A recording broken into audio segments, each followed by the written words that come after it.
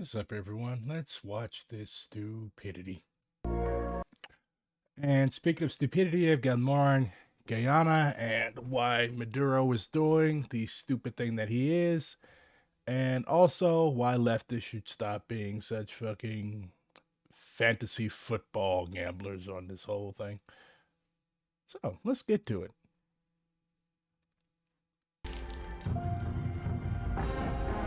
This is being held in Alabama, the heart of Republican country. This is worse places they could have held it, and I've been to Alabama. It's all right. Family, faith, and college football.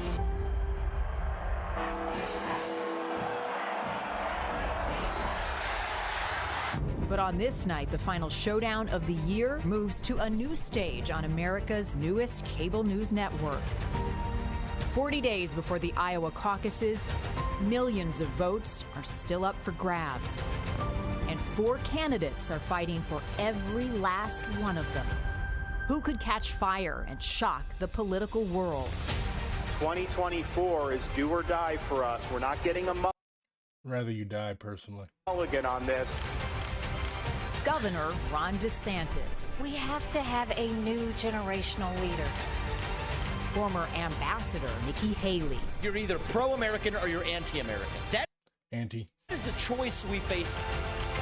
Vivek Ramaswamy. We deserve better character in the White House. The chunk. Former Governor Chris Christie. Live on News Nation. News for all America. The lights are on. The field is set. It's game day in Alabama. And who knows what the tide will roll in. Welcome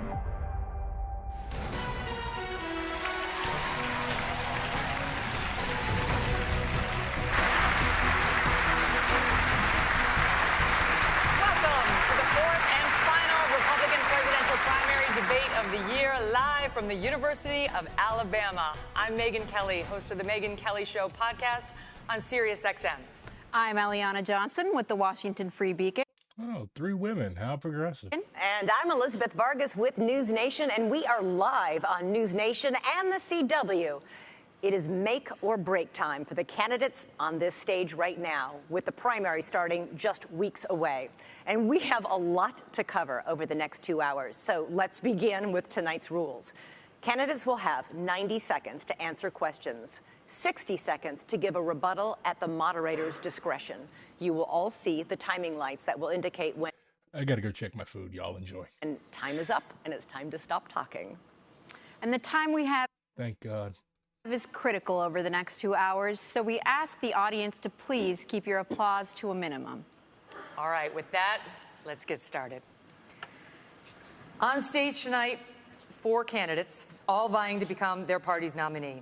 And given the state of affairs in our political system right now, one of you might very well do it.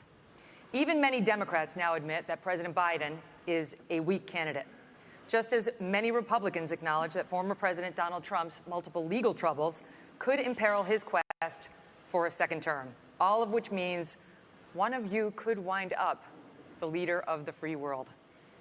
Having said that, Mr. Trump is nearly 50 points ahead of all of you in the national polls, 29 points ahead in Iowa, where the GOP caucuses are less than 6 weeks away. And so, as Republicans get ready to vote on whether any of you might be preferable to Mr. Trump, we begin with the question of electability. Governor DeSantis, your campaign and its super PAC have spent the most money, had the most high net worth donors, and had a wave of momentum coming into this race after your big re-election win in Florida. You were seen by many as the candidate most likely to consolidate the non-Trump field. But here we are, a month out, the first real votes, and you haven't managed to do it. In fact, Nikki Haley is beating you in New Hampshire and South Carolina now, and closing in on you in Iowa, not to mention Trump, who is not only dominating in the early states, but is beating you in Florida by over 30 points. Is it fair to say, as Senator Tim Scott did when he dropped out, that voters are telling you, not no, but not now? So we have a great idea in America that the voters actually make these decisions, not pundits or pollsters. I'm sick of hearing about these polls because I remember those polls in November of 2022. They said there was going to be a big red wave. It was going to be monumental, and that crashed and burned. The one place it didn't crash and burn was in the state of Florida. They weren't predicting that I would win the way I did, and I won the greatest Republican victory in the history of the state of Florida. I'm looking forward to Iowa and New Hampshire. The voters are going to be able to speak, and we're going to earn this nomination. And here's what we need. I am sick of Republicans who are not willing to stand up and fight back against what the left is doing to this country. You've got to be willing to stand strong, and you've got to be willing to beat these people. I'm the only one running for president that has beaten these people on issue after issue. We beat the teachers' unions when we did school choice. We beat Fauci on COVID. We beat George Soros when we removed 2 of his radical district attorneys. We beat the Democrats on election integrity. I have delivered results. That's what we need for this country. And you have other candidates up here like Nikki Haley. She caves anytime the left comes after her, anytime the media comes after her. I did a bill in Florida to stop the gender mutilation of minors. It's child abuse and it's wrong. She opposes that bill. She thinks it's fine and the law shouldn't get involved with it. If you're not willing to stand up for the kids, if you're not willing to stand up and say that it is wrong to mutilate these kids, then you're not going to fight for the people back home. I will fight for you, and I will win for you. Ambassador Haley, you left government service in 2018 with just $100,000 in the bank. 5 years later, you're reportedly worth $8 million, thanks to lucrative corporate speeches and board memberships like you had with Boeing. Weeks ago, you met with Wall Street heavyweights, including leaders from J.P. Morgan, Goldman Sachs, and BlackRock. Several other billionaire investors are reportedly ready to endorse you, or recently have, all of which comes with expectations. Aren't you too tight with the banks and the billionaires to win over the GOP's working class base, which mostly wants to break the system, not elect someone beholden to it? Well, thank you. It's great to be here. You know, first I'll tell you, just to respond to Ron, he continues to lie about my record. I actually said his Don't Say Gay bill didn't go far enough because it only talked about gender until the 3rd grade. And I said it shouldn't be done at all, that's for parents to talk about. It shouldn't be talked about with schools. In reference to donors coming on board, look, we will take support from anybody we can take. I'm back. I was still listening when I was in the kitchen, but yeah. DeSantis leaning really hardcore into the fascism and the culture war bullshit. Like, you're not protecting these kids, you're picking on these kids. Like, people are they're still promoting this reactionary fascist narrative about leftists wanting to mutilate you. I'm like, bruh, like, none of that is happening, okay? Not bullying these kids and allowing them to express their gender to their liking, like, there's nothing wrong with that. What you're doing is actually bullying and harassing and giving these kids PTSD. As for Nikki Haley, yeah, one of the moderators brought up that she's not just in the pockets of Boeing and defense contractors, hence her ridiculous behavior at the last debate, basically calling for World War III, but now she's cozying up to billionaires and others of that type. Support from, but I have been a conservative fighter all my life. Support us. Well, she's warning against it. She may never be able to have kids again. That is what Nikki Haley opposed. She said the law shouldn't get involved in that. And I just ask you, if you're somebody that's going to be the president of the United States and you can't stand up against child abuse, how are you going to be able to stand up for anything? That. What you're proposing is child abuse, you fucking imbecile. That is the truth. We have it on video. I said that if you have to be 18 to get a tattoo, you should have to be 18 to have anything done to change your gender. You said the law should stay out of it. We're gonna get to this in more detail later. Let's finish with electability, but trust me, we're coming back to this issue. Mr. Ramaswamy, for months you campaigned as a unifier. Then you stood up at the first debate and attacked all of your competitors as bought and paid for. The second debate, you changed your tune, saying, they are. These are good people on this stage, admitting you can come across as a bit of a know-it-all and rejecting the practice of personal insults. By debate number 3, you called Nikki Haley corrupt, accused Ron DeSantis of wearing high heels, and told Ambassador Haley she should keep a closer eye on her daughter. Can you see how this has led some to conclude you are not, in fact, a unifier? and to question your authenticity. Megyn, I think there's a time and place for everything. We need somebody in the White House who absolutely is going to be a fighter when it counts. And I did say that there were some good people on that Also, did they say earlier that the GOP has a working class base? stage in that third debate. Doug Burgum was on that stage at that time. And I'll say that jokingly. Ron DeSantis. Hey, man, thanks for following me on Twitter. Well, been following me on Twitter. Thanks for standing up for Guyana. No problem. It's a key boy, your own. This is a good person, too. I want to go back, though, to Nikki Haley's comment from earlier that she is somehow not responding to the will of these donors. Nikki, you were bankrupt when you... Why are Republicans talking so much about trans people? Like Florida has the most 2,000 trans people. Aren't there like 50 more important things for them to be talking about? Because like it's easy fucking... It's an easy fucking category, a group of people for them to snipe at. Like trans people in the United States are the only group of people that it is okay for mainstream politicians to attack. Like if they were saying the shit that they're saying about black people, or brown people, or like gay men like myself, like they would be put in the back. They wouldn't be taken seriously. They'd be considered extremists. So that's why it's extremely important to defend and support our trans comrades. Left the UN. After you left the UN, you became a military contractor. You actually started joining service on the board of Boeing, who's internet.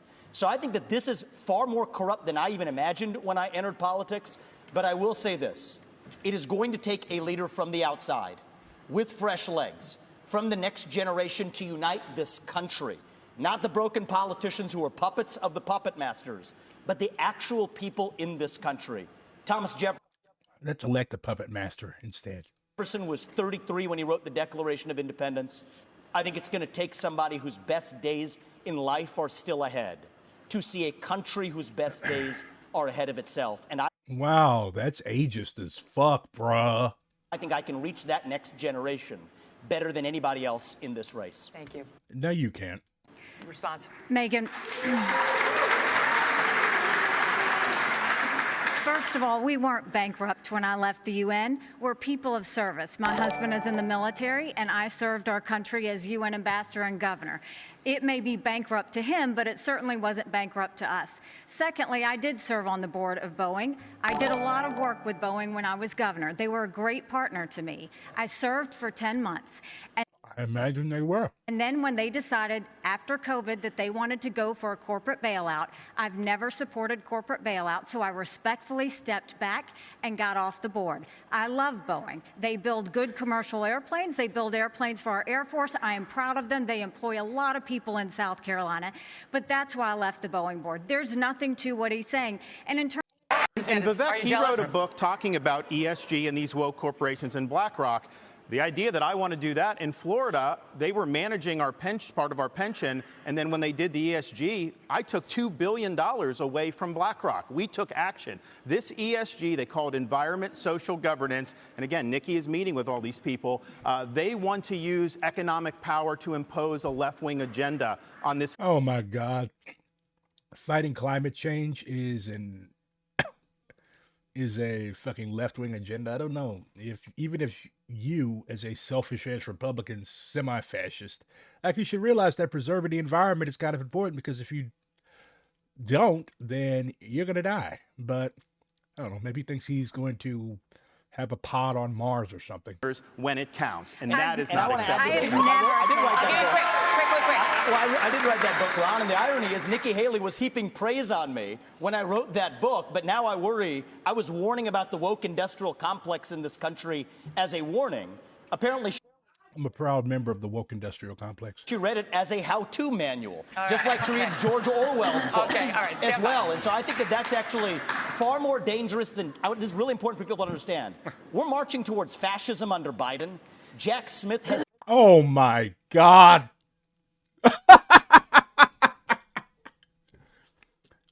Biden is the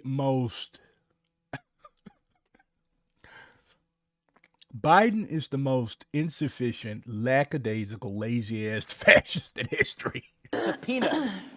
Can you speak? I really appreciate that. How you doing, sir? Good to see you. Can you please speak to the requirement that you said that every anonymous internet user needs to out themselves? They're both hitting you on it. I would be happy to, and I love all the attention, fellas. Thank you for that.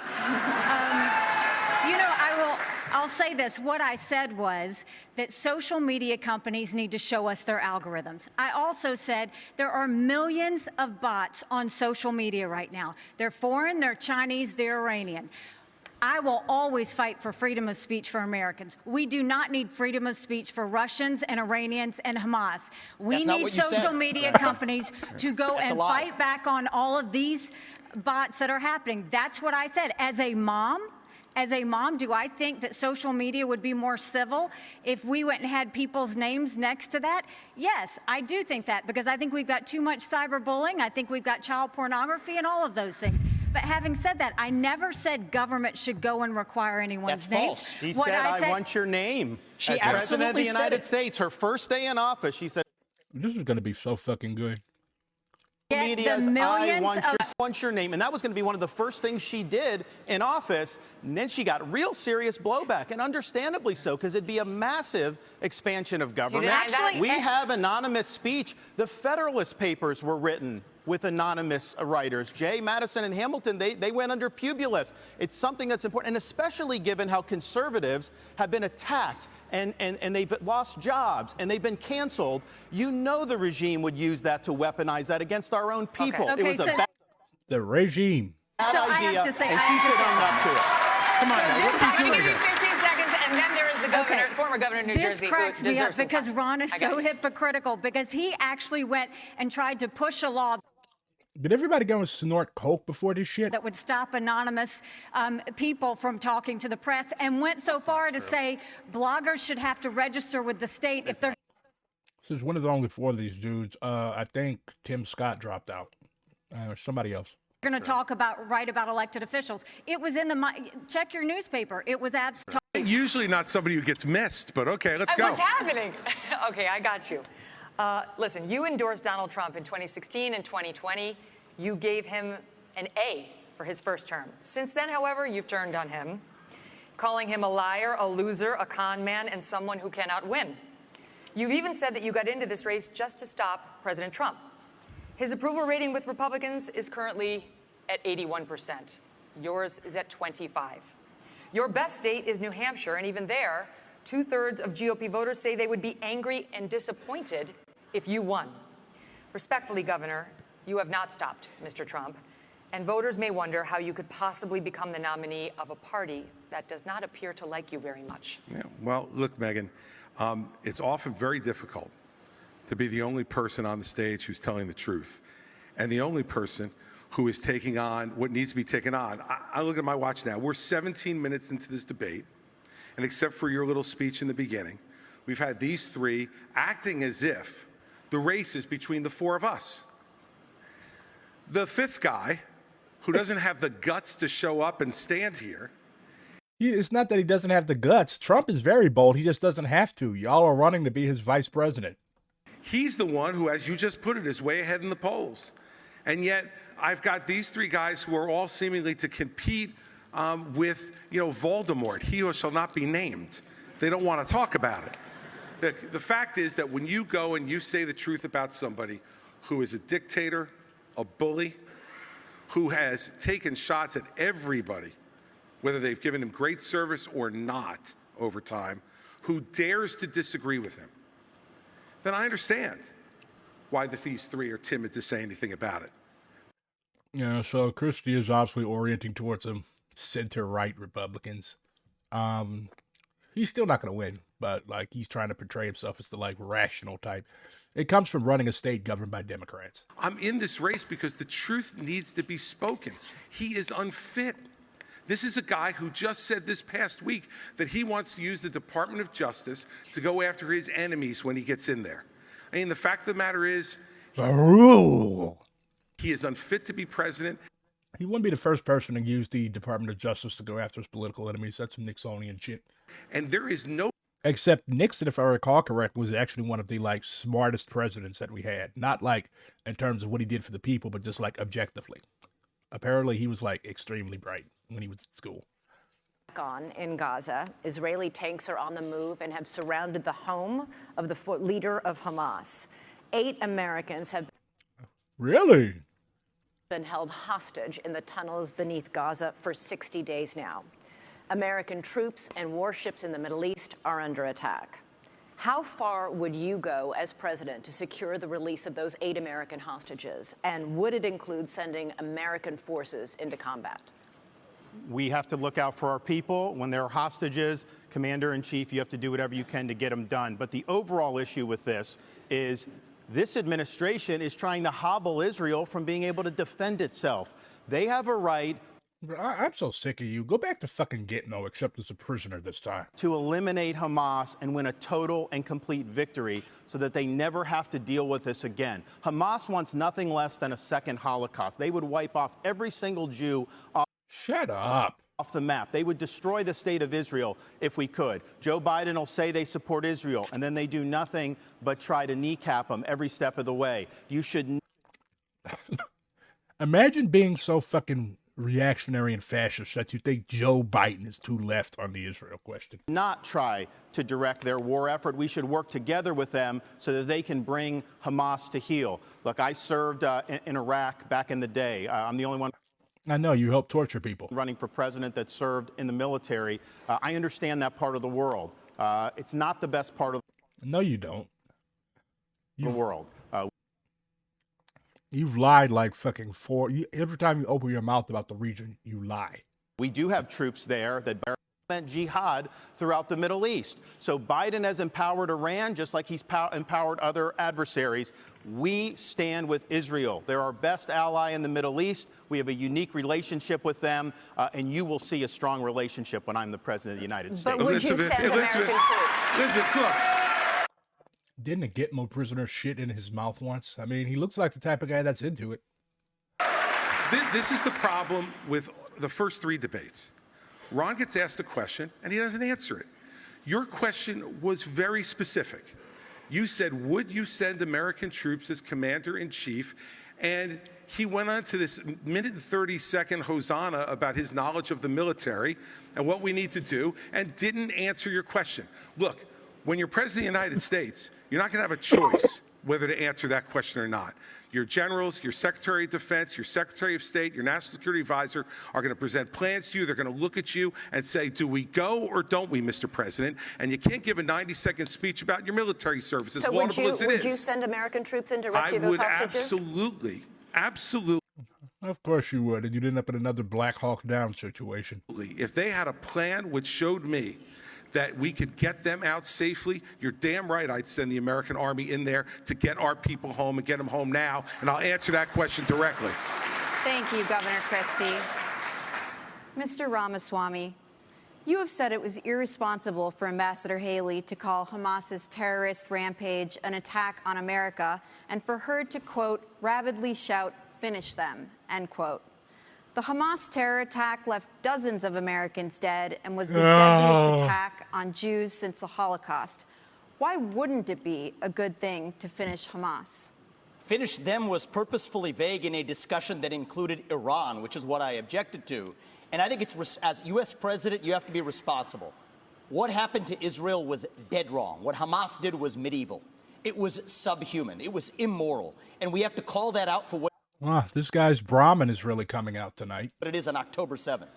But to say that that was an attack on America fails a basic test. I mean, Nick, if you can't tell the difference between where Israel is and the U.S. is on a map, I can have my 3-year-old son show you the difference.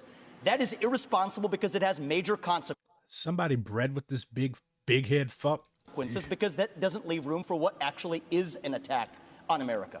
So I believe I have the strongest pro-Israel position actually on the stage, even though it's a little bit different than the standard GOP talking points. And it is this. The founding vision of Israel, David Ben-Gurion, the George Washington figure of Israel, what did he believe? He believed that we don't want, as Israel, to depend on the fleeting sympathies of the West and have our hands tied. I think Israel has an absolute right to defend itself to the... Yeah, the only way that somebody would breed with this guy was if it was arranged. I don't see anybody breeding with that forehead voluntarily. Family. As your next president, my sole moral duty is to you, the people of this country. That's how I'm going to lead. So I'll tell Bibi, you smoke the terrorists on your southern border, you go ahead and we're rooting for you. We're going to smoke the terrorists on our own southern border, and that's how I'm going to lead this country.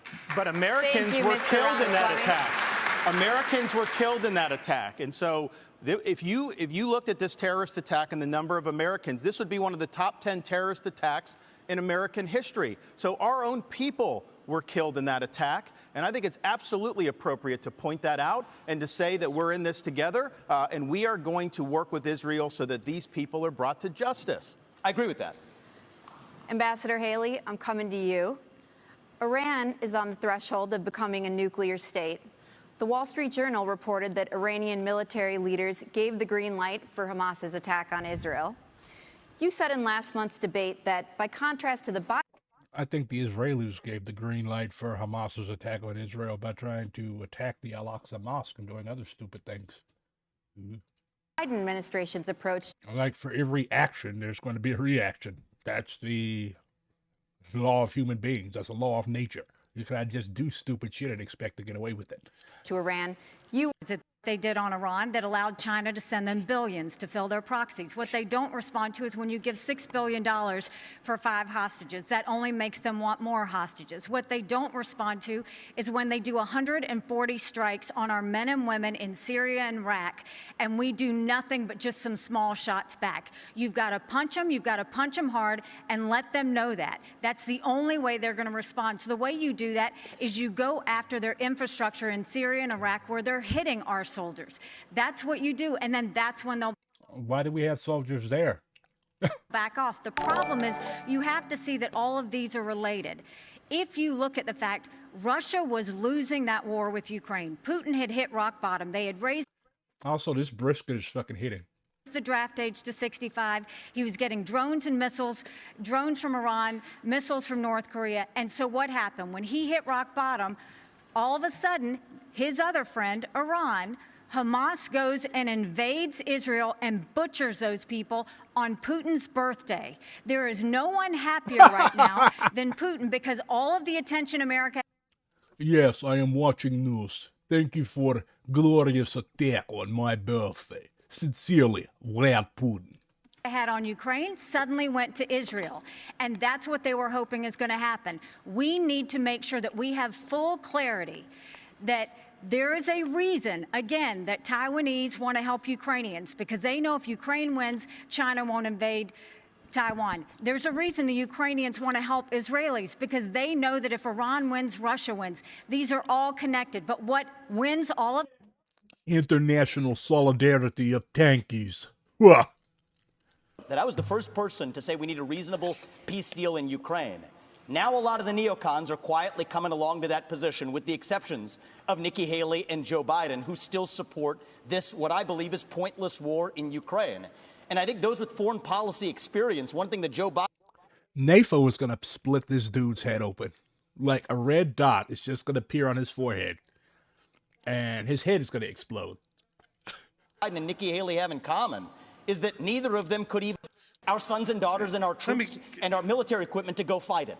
So reject this myth that they've been selling you that somebody had a cup of coffee stint at the UN and then makes $8 million after has real foreign policy experience. It takes an outsider to see this through. Look at the blank expression. She doesn't know the names of the provinces that she wants to actually fight for. And there's her puppet masters right there. The donors right there that are playing her like the puppet masters. Enough. Hold on. Let me just say something. These things have improved in entertainment quality since Sleepy Tim Scott dropped out. I'll give him that. Here, you know, his reasonable peace deal in Ukraine, he made it clear.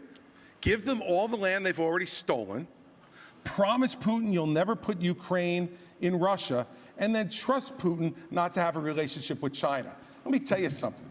That's no reasonable. That's not my deal. That's not my deal. Yes, it's exactly what you said. I'll describe my deal You do this at every debate. I'll tell you say, exactly no, don't interrupt me. I didn't interrupt you. Okay? Oh, fuck. Christie was for the swing on his ass. You say Tell them this, about how you want to send our kids to die. You Go do for this it. at every debate. You go out on the stump. Do you know who the fuck I am? But you say something. All of us see it on video. We confront you out on the debate stage. You say you didn't say it, and then you back away. And I want to I'll say tell you what. exactly no, what I said, Chris. I'm not done yet. Well, this now is look. This is and here's nonsense. This man is spewing. This man is spewing nonsense. Let me tell you something. This is the fourth debate. The fourth debate that you would be voted in the first 20 minutes as the most obnoxious blowhard in America. So shut up for a while. I'm going to respond to that. Chris, your version of... We're going to let you respond to that. We're going to let you respond to that. Let him finish. I want to say something else. We're now 25 minutes into this debate, and he has insulted Nikki Haley's basic intelligence, not her positions, her basic intelligence. She doesn't know regions. She wouldn't be able to find something on a map that his 3-year-old could find. Look, if you want to disagree on issues, that's fine. And Nikki and I disagree on some issues. But I'll tell you this, I've known her for 12 years, which is longer than he's even started to vote in a Republican primary. And while we disagree about some issues and we disagree about who should be president of the United States, what we don't disagree on is this is a smart, accomplished woman, and you should stop insulting her. So I'm going to take this. I'm going to take several times. Vivek is just going to be like, she's not going to fuck you, bro. So first, Chris Christie also doesn't know what provinces in eastern Ukraine he actually wants us to fight for. Chris, your version of foreign policy experience was closing a bridge from New Jersey to New York. Yeah. So do everybody a favor. Just walk yourself off that stage, enjoy a nice meal, and get the When an Italian looks at you like that, he's finna hit you. hell out of this race. When it comes to Nikki, I think if you're going to actually send your sons and daughters to go die in somebody else's war, you better, excuse me, Chris, I'm speaking, and I'm not done yet. I haven't you had heard your a time chance, when you aren't and we're going to be speaking. done. So listen up to this. If these people want to send your sons and daughters to go die in Ukraine, they've been arguing for it for a year. $200 billion of our taxpayer money sent over. Neither of them could even name for you the provinces that they actually want to protect. And this is the people who have been touting their so-called foreign policy experience. It is intellectual fraud. These people are lying to you, the same people who told you about weapons and mass destruction in Iraq. To justify that invasion, didn't know the first thing about it, yet they sent thousands of our sons and daughters to go die. The same people who told you the same in Afghanistan, where the Taliban is still in charge 20 years later. $7 trillion of our national debt due to these toxic neocons. You can put lipstick on a Dick Cheney, it is still a fascist neocon. Thank and you, gotta Mr. see Ramaswamy. that today. Thank you, Mr. Vivek is going to end up being a MAGA communist when he loses. Like, I bet Haas is already happy to get his hands on some of that money. Cheney all over again. Thank you, Mr. Ramaswamy. Haas is already, like, figuring out how he's going to spend Vivek Ramaswamy's money. 15 seconds. Name the provinces. Neither of you could even name the first thing about Eastern Thank you. Europe. I think we've had enough of this. And Crimea. Think about that. Let me just... It's actually, Crimea is the wrong answer. All right. The floor is Christie's. All right. Let me just say this. You know, this is the kind of thing where he talks about experience. You know, I was the U.S. attorney in New Jersey when the terrorist attacks were launched against the United States in 2001. I brought the first two cases in this country against terrorists who tried to attack us again. And I know about the threat of terrorism and bullying in this country and around the world. And Wait, so terrorism is just spicy bullying now? at that time, he was learning about the provinces in Ukraine, sitting with his smart-ass mouth at Harvard. That's what was going on. And so the fact of the matter is, and back then he was a Democrat. Like, I could tell these two genuinely hate each other. So, you know. Like this ain't fucking kayfabe. Like, Christie is going to end up swinging on Vivek before the end of the night.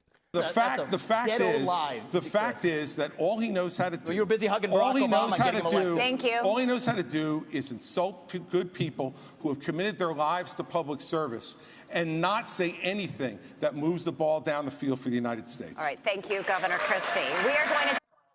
Yo, man, I never read a book in my life except manga. Can you recommend some weird shit? The quotations from Chairman Mao, I hope that's weird enough.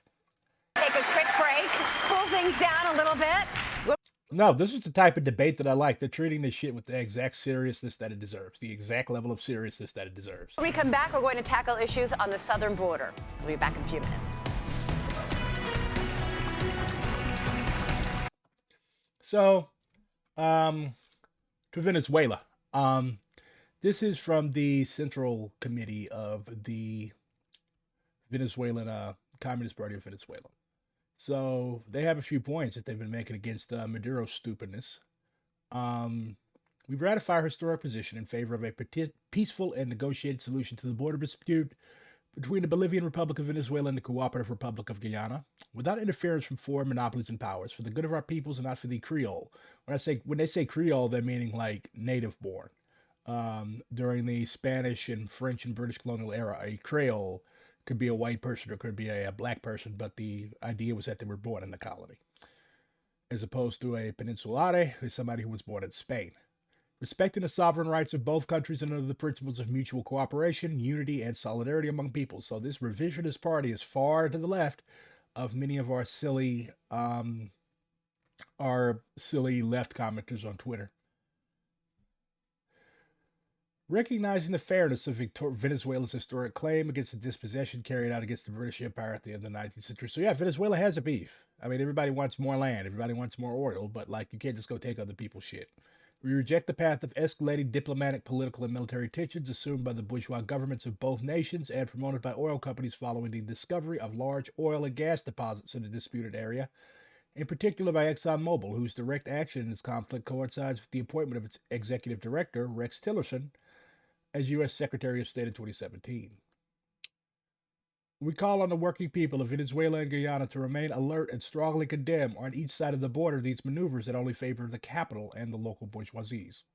Likewise, we call on both peoples to reject any claim to install U.S. military enclaves or any other foreign power in the Essequibo, which would be a threat to peace in the region and the aggression against the sovereignty of the two nations. I mean, Maduro has pretty much ensured that the United States is going to have an escalated role because Guyana is a pretty small country. It's a relatively peaceful country and it doesn't have a huge military. So Guyana is probably already on the fucking phone with the U.S. asking them to come. The government of President Nicolas Maduro, in its desperation for growing popular rejection of his neoliberal management and to ignore the just demands made daily by Venezuelans and workers, has resorted to the old strategy of the bourgeoisie on the issue of the Essequibo, to try and instill patriotic and chauvinist feelings to a large part of his population through a $1 million advertising campaign. We denounce that this strategy adopted by the government, which aims to deceive, manipulate, and dominate the Venezuelan people, believing that in our country there is no more important problem to solve, has only electoral, opportunistic, and reactionary purposes. Even a scenario could be given in which, as a result of the escalation of tensions, the government of President Nicolas Maduro imposes a state of emergency with which it justifies the suspension of the presidential election scheduled for next year. We warn of the consequences that this policy could have and a strategic defeat of Venezuela's legitimate aspirations for the Essequibo territory and the progress in the positioning of transnational capital and the interests of the imperialist powers in the region. This is our gift to you. So that's what Venezuelan communists are saying about the thing. Not that American communists care all that much. Hunter Biden admitted to making money from communist China. Bro, everybody makes money from communist China.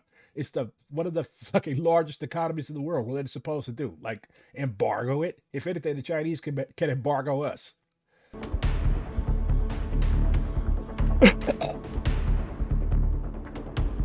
Like, all of the bourgeoisie makes money because they work with the Chinese bourgeoisie. That's not something to attack people for. Who do you think will win the debate? China.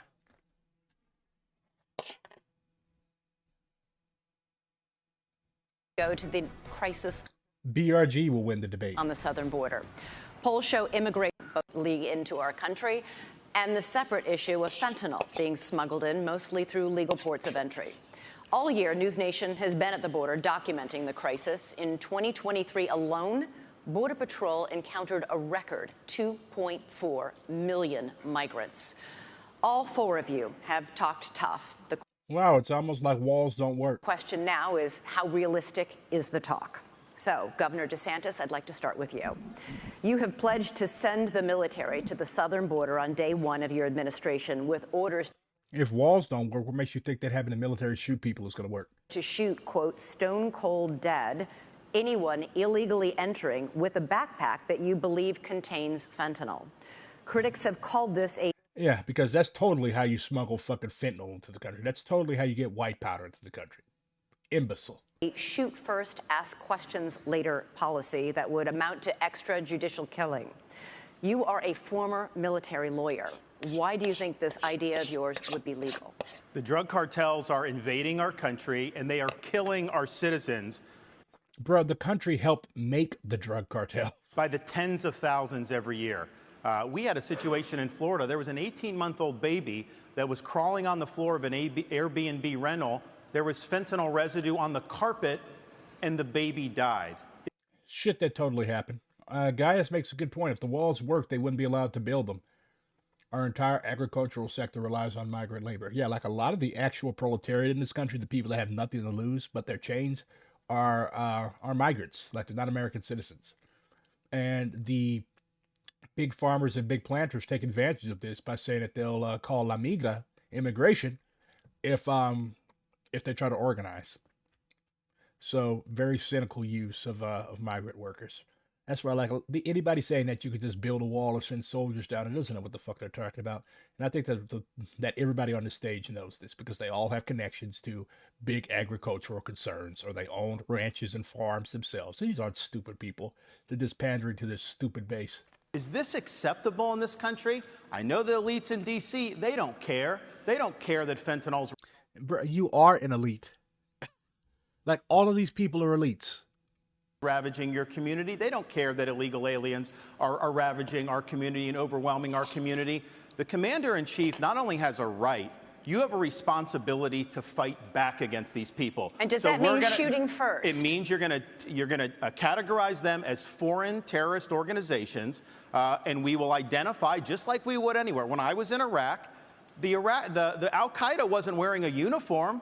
You'd see anyone walking down the street, they all had man dresses on. You didn't know if someone had a bomb. Oh my God. An IED attached or not. Ambassador Haley, you have pledged to catch and deport all migrants who are here in this country illegally. But then you said in Londonderry, New Hampshire last month that you will not deport those who are working and paying taxes rather than feeding off the system. Which is it? So first of all, what I said is all of the 7 or 8 million illegals that have come under Biden's watch absolutely have to go back. We have to stop the incentive of what's bringing them over here in the first place. Biden just gave temporary protective status. So you're going to shut down the entire agricultural sector? That's what's making them come up here. There's jobs up here. Construction, agricultural labor, restaurants. You're going to shut all that down? To 500,000 Venezuelans. That's 500,000 Social Security cards. That's 500,000 driver's licenses.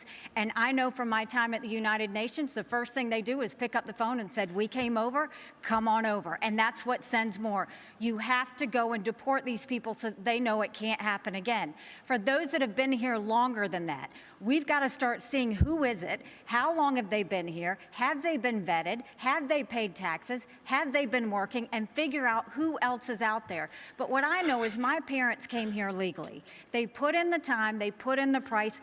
They are offended by those that are coming illegally. We can't let them skip the line. But when you talk about fentanyl like you did before, let's look at... I'll be back. I need more rice. Something else. Wow, that was the most Maoist thing I've ever said. Yes, I think we should send special operations over and take out the cartels. I think we should do a remain in Mexico policy so they never step foot in U.S. soil in the first place. But look at where fentanyl came from. Let's go to the heart of the matter. It came from China. That's why we need to end all normal trade relations with China until they stop murdering Americans with fentanyl. I promise you, they need our economy. They will immediately stop that. But this is where Trump went wrong. Trump was good on trade, but that's all he was with China. Because here he allowed fentanyl to continue to come over.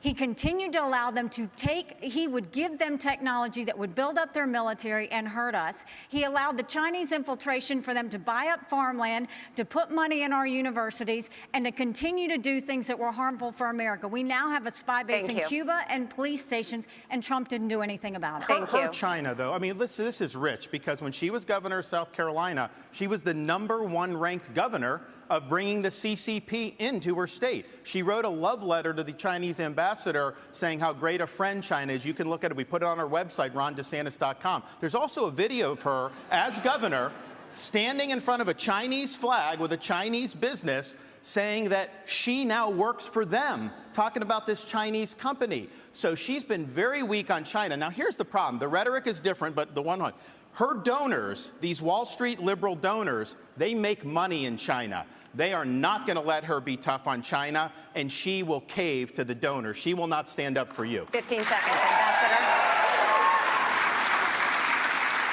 First of all, he's mad because those Wall Street donors used to support him, and now they support me. The second thing is he has a company, a Chinese company, UGAS, that he just did a rally there last year. They have given you $340,000 in campaign donations between them and their employees. They are tied to the Communist Chinese Party. Jinko Solar is another one. They went and expanded. You gave $2 million in subsidies. I banned China from buying land in the state of Florida. The Department of I ejected the Confucius Institute. Nikki Haley brought Confucius Institutes to the universities in South Carolina. That is not true. I ejected them. So I have a record of standing up and do what's right. And here's the thing. You have a record of lying. She's trying to say things like that. Even the liberal media groups that usually if I say the sky is blue, they'll fact check me and say that's wrong. They looked at her charges. They said it was totally false, that they could not find one instance of me recruiting a Chinese business coming to Florida. You know why? Because we never recruited any Chinese businesses to the state of Florida. Thank you. Thank you. Mr. Ramaswamy, over the past year, fentanyl has killed more than 75,000 Americans, 1,000 of them right here in Alabama. You have vowed to use the military to, quote, annihilate drug labs inside Mexico, something the president of Mexico said would be a hostile act. But fentanyl can easily be made anywhere, and labs that are shut down can easily and quickly be replaced. Are your tough enforcement policies offering false hope to a country racked by addiction? Yes, these people are demagogues. Of course they know they can't stop fentanyl being manufactured and brought into the United States. These people know that. They don't give a shit. They don't even give a shit if drug addicts die. They probably consider drug addicts dysgenic trash. To the contrary, I don't think it's going to have to come to that if we deal with the actual demand side problem that we also have in this country. I mean, the easy part is talking about how we're going to use our military to secure the border. I will, and I believe that everybody else wants to do the same thing. But the harder part is dealing with the crisis of purpose and meaning, the mental health epidemic raging across this country like wildfire. And there's a reason why after the opioid crisis, you see fentanyl. And even after we get fentanyl, and we are going to be sure to make sure we do it, this one is worse for many reasons. They're illegally lacing it into pharmaceuticals, so it's more dangerous. But we're deluding ourselves. The real false promise here. What are you talking about? Isn't fentanyl technically a pharmaceutical? Like, it's a hospital drug. Same country that's putting fentanyl into illegal pharmaceuticals in Mexico, it's no coincidence, is the exact same country that also unleashed hell on the world with the COVID-19 pandemic. We also have to hold them accountable with every financial lever that we have available. What's this healthcare plan? Bitcoin and an all-meat diet. Don't forget plenty of crack. Crack is an all-American drug. Developed in American crack houses and American crack laboratories. Also, is that a red triangle right here? Are they sending us a subliminal message? That is what it actually means to stand with a spine. And you mark my words, if we're willing to stand with the spine, China will absolutely have to fold because they're in a tougher spot than we are. And then we're back to... No, they aren't. Bruh. Playing by the same set of rules. Thank you, Mr. Ramaswamy. Thank you. This motherfucker went to Harvard? Well, I guess Harvard has a habit of graduating stupid motherfuckers. Let's talk about the economy. Ambassador Haley, homeownership has always been part of the American dream, but it's increasingly out of reach for younger Americans. This year, mortgage rates reached 30-year highs. Home prices have risen $190,000 over the past decade. Is this the free market at work? Or should the federal government do something to make homes more affordable? Well, first of all, I mean, you're exactly right. My daughter just got married, and I saw how hard it was for her and her husband to buy a home. Right now, y'all are fucking rich. Y'all gave them a house, or you gave them the money to buy a house. Stop fucking lying. Average homeowner in America is 49 years old. You've got young people everywhere. That used to be the American dream, and now it's out of reach. But you look at what happened. You first of all look at what the Fed did. The Fed did a terrible job when they allowed all of that money to go through. You saw the Treasury bond rates go up. That affected mortgage rates, that affected automobile rates, that affected insurance rates. And so now we have a high interest rate. You've got a supply issue. Ask any builder. The supply issues have continued to be there. That's caused the rate to go up. And then you've got insurances that have gone up. And so what you have is a lot of younger people who, one, can't afford a home, but two, the banks aren't lending them any money. They've made the regulations so hard that they don't want to give loans on mortgages anymore. So what we have to do is we have to open it up. We have to, one, grow our economy so that people have more money in their pockets. We've got to look at the supply chain and make sure that we are funneling that so that builders don't have to sit there and go overseas to find things. And then we need to make sure that we really stop paying down this debt, make sure that we stop the borrowing, stop the spending. I'll veto any spending bill that doesn't take us back to pre-COVID levels, because our kids are not going to forgive us for all the spending that happened. And as much as everybody wants to talk about how Donald Trump had a good economy, $9 trillion in debt, he did just in 4 years. And we're all paying the price of that, including those mortgage prices. We're going to come back to President Trump, I promise. Governor DeSantis, the latest News Nation Decision Desk poll found that inflation tops the worries of American voters.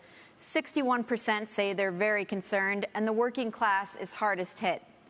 Economists say this was fueled by a glut of federal spending. The Biden administration has added $6 trillion to the national debt so far, but President Trump wasn't exactly a penny pincher. His administration added $7.8 trillion. Do Republicans, including President Trump, share the blame for inflation? And what concrete All capitalists share the blame for inflation. steps would a President DeSantis take to help Americans make ends meet? The borrowing, printing, and spending of money was both parties in Washington, D.C. That's just a fact. These Republicans in Washington have spent. It's driven your prices higher, and it's driven your interest rates to the point where you can't afford. I met a young fella in Iowa. He had graduated college a couple years ago, and he's like, Governor, I don't have a chance. I'm gainfully employed. He's like, I have no chance to afford a home and start a family. That is taking the American dream away from people. So we're going to get the inflation down. We're going to get the interest rates down. We are going to reduce spending, and I will be willing to veto, and I vetoed a lot as governor of Florida, and we'll do that. We're also going to open up all of our domestic energy for production. Lower your gas prices, lower the price of fuel. That's going to help the economy. It also help jobs, and we'll do it. But, you know, another thing that's burdening young people are these student loans. Now, I don't support having a truck driver having to pay a student loan for someone that got a degree in gender studies. That is wrong. Oh, my God. Like, every time this man opens his mouth, he has to faint at the culture war bullshit. Like, what does gender studies have to do with inflation? And they accuse Democrats of doing this. They accuse Democrats of losing touch with economic issues to focus on culture war, woke bullshit. That's exactly what you're doing, except you're doing anti-woke bullshit because you don't have a plan to fix the fucking economy. So, yeah, just throw some raw red meat to your base. We should not have tax. Catch up with the current moment. The fact that SBF was able to do what he did at FTX shows that whatever they have as the current framework isn't working. And I think it is nothing short of embarrassing that Gary Gensler, the current leader of the SEC, in front of Congress, could not even say whether Ethereum counted as a regulated security or not. And so I think that this is just another example of the administrative state gone too far. Here's the dirty little secret in American politics today. The people who we elect to run the government are not the ones who are even actually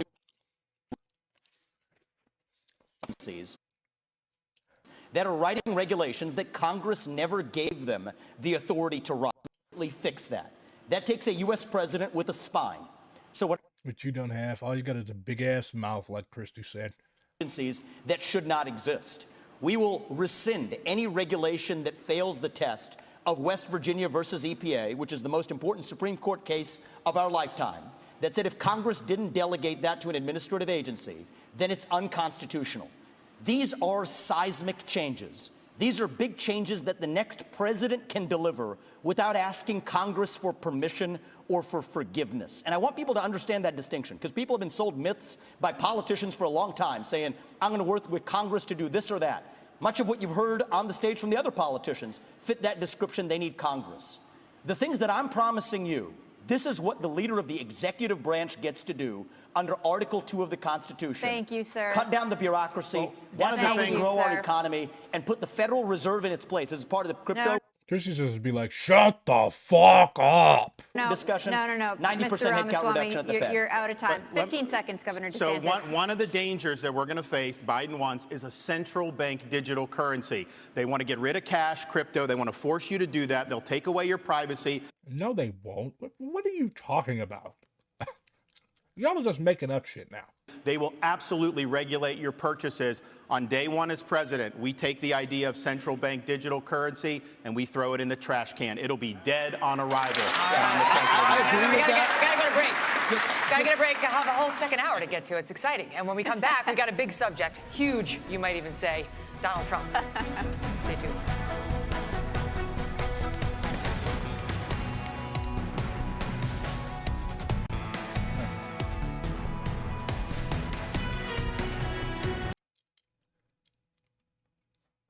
So, back to the Venezuelan statement. Point five. For the Communist Party of Venezuela, we have no moral or political authority to call for a false national union in defense of the homeland, a government that restricts and violates the labor, human, social, and political rights of the Venezuelan working class, which judicializes and outlaws parties, as it did recently against the Communist Party of Venezuela. Why would you ban a Communist Party and then consider yourself leftists? The PCV calls on the people of Venezuela to reflect with critical thinking and class conscience, two characteristics that are notably lacking in the Twitter left, on what position to take before the consultative referendum convened by the government on the issue of Essequibo, without getting carried away by the noisy campaign with which they had to show Maduro's anti-worker, anti-popular, and undemocratic government as the most patriotic one, when in reality he is willing to give everything to transnational corporations in order to stand in power, such as the cases of the oil companies Chevron, Repsol, and Eni, the concessions in the arc mining of the Orinoco and the special economic zones, where they offer large areas of the national territory to foreign companies. The PCV also denounces the mechanisms of coercion and the undue pressure being exerted from power to force citizens to participate in this referendum that is not binding and therefore does not resolve the dispute with Guyana. Threats of unjustified dismissal or suspension of social benefits, including the withdrawal of the food bag, and the practices of harassment and persecution, are the accusation of traitor to the homeland, who are receiving which both public service workers and inhabitants of popular working class sectors are receiving. So basically, if you didn't vote their way in the referendum, they would take away your food and suspend your benefits. Jesus. That's pretty dictatorial. In this regard, we must be clear that participation in any popular consultation is a right and not an obligation. We warn the Venezuelan people that those who today talk about the defense of the country in the face of ExxonMobil and Essequibo territory are the same ones who a few days ago signed a secret agreement with the U.S. government to allow delivery of the Venezuelan oil and gas industry to the same American companies operating illegally in Essequibo's territory. The Venezuelan working class must preserve its independence from the ruling classes, act on its own interests, and not be used by the elites, the bourgeoisie, and their politicians in the government and the opposition, who, by the way, have never interested them in Essequibo because they have been enough of national oil income for the accumulation of capital and their particular enrichment. The PCV will do everything in its power to unite the working class and other exploited sectors of both Venezuela and Guyana in order to achieve a common strategy for the benefit of peoples and against the appetites of monopolies and war adventures of the bourgeois governments here and there, objectives that will be fully conquered when the working classes and people of Venezuela and Guyana assume power and initiate processes of building societies without exploitation or social oppression. Very good. So there are actual leftists in Venezuela. Company and their dog. You don't have to act as if Maduro is the only game in the country, because he's fucked up, and he knows he's fucked up. That's why he's doing this stupid shit. But you cannot solve your country's internal contradictions by trying to take away 2/3 of the land and mineral resources of another country. That is leftism 101. No wars for oil. But apparently wars for oil are okay if the guy in question has a big mustache and says a lot of anti-American shit. Go figure.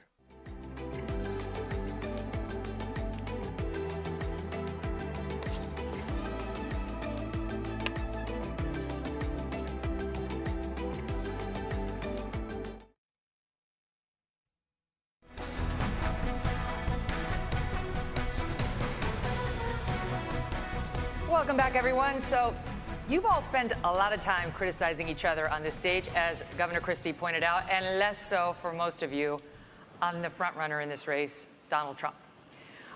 We invited him to come tonight, as you know, but he declined to come. But we'd like to ask you a couple questions about him now. Ambassador Haley, Former President Trump recently promised, if he's reelected, to bring back and expand his program restricting immigration from Muslim countries. Here he is in Iowa on October 16th. No longer will we allow dangerous lunatics, haters, bigots, and maniacs to get residency. You mean people like yourself? In our country. We're not going to let them stay here. If you empathize with radical Islamic terrorists and extremists, you're disqualified. You're just disqualified. Ambassador Haley, do you support President Trump's plan for ideological screening? Well, I don't think that you have a straight-up Muslim ban as much as you look at the countries that have terrorist activity that want to hurt Americans. You can ban those people from those countries. That's the way we should look at it, is which countries are a threat to us. You look at what came across the southern border. What worries me the most are those that came from Iran, from Yemen, from Lebanon, those areas where they say death to America. That's where you want to be careful. It's not about a Why are they saying death to America, Nikki? religion. It's about a fact that certain countries are dangerous and are threats to us. A president has one job, and that's to keep. Yeah, the president does have one job. It is to be the representative of the ruling class in the halls of power. But like, people are saying death to America, not because they think that America is like a horrible place, because America has taken concrete, demonstrably proven steps through the CIA and in many cases through our military to make these countries uninhabitable and fuck them over. That's why people say death to America, because America means death to them. If you stop bringing death to them, then maybe they will stop saying death to America. Keep Americans safe, and just the regular thing. The best way to keep Americans safe is to oppose Yankee imperialism.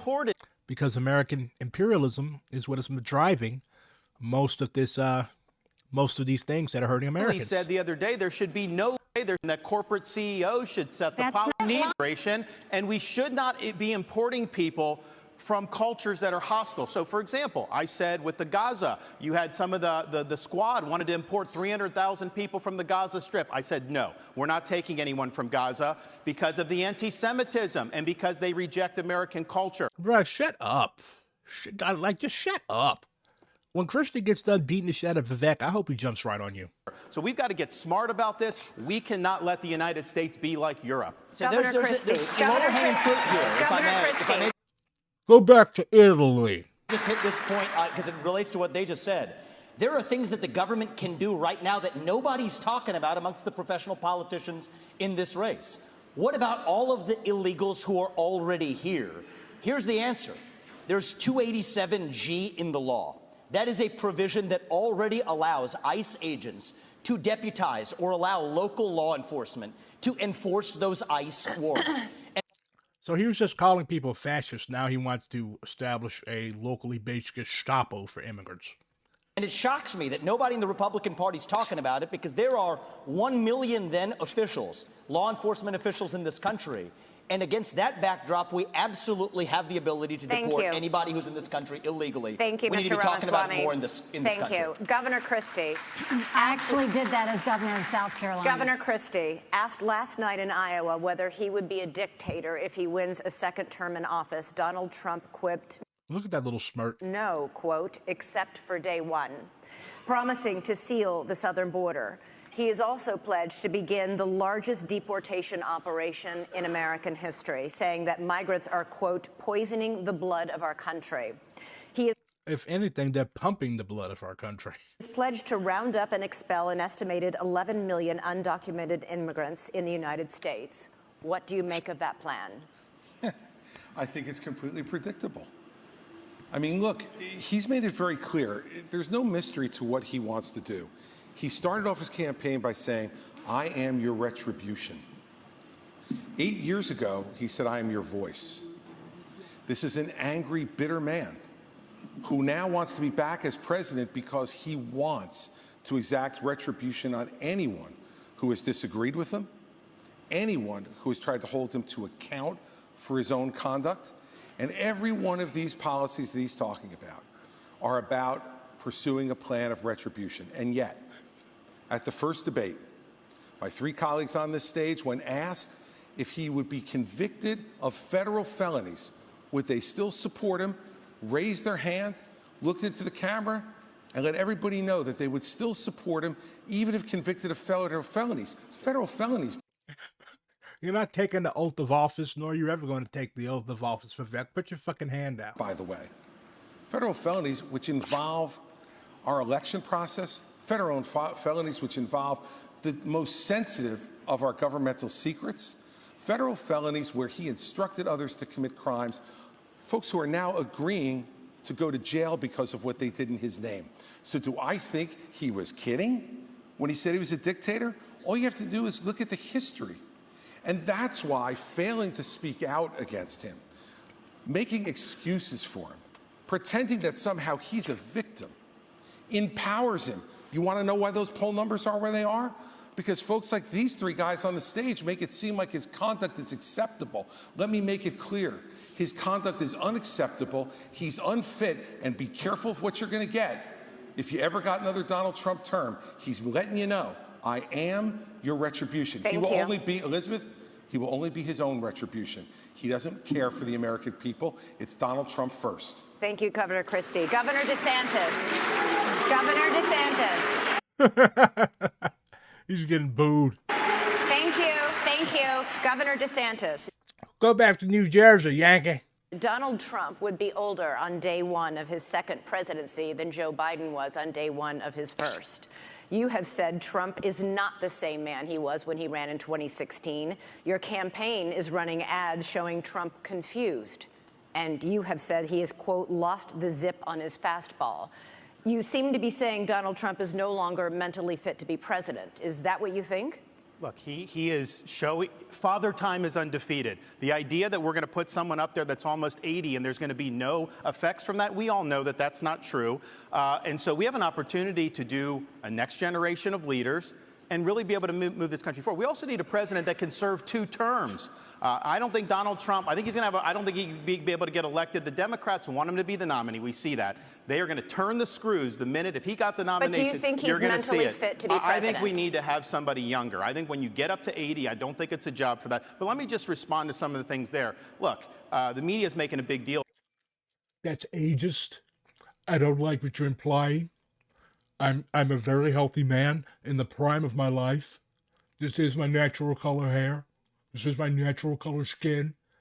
And I don't support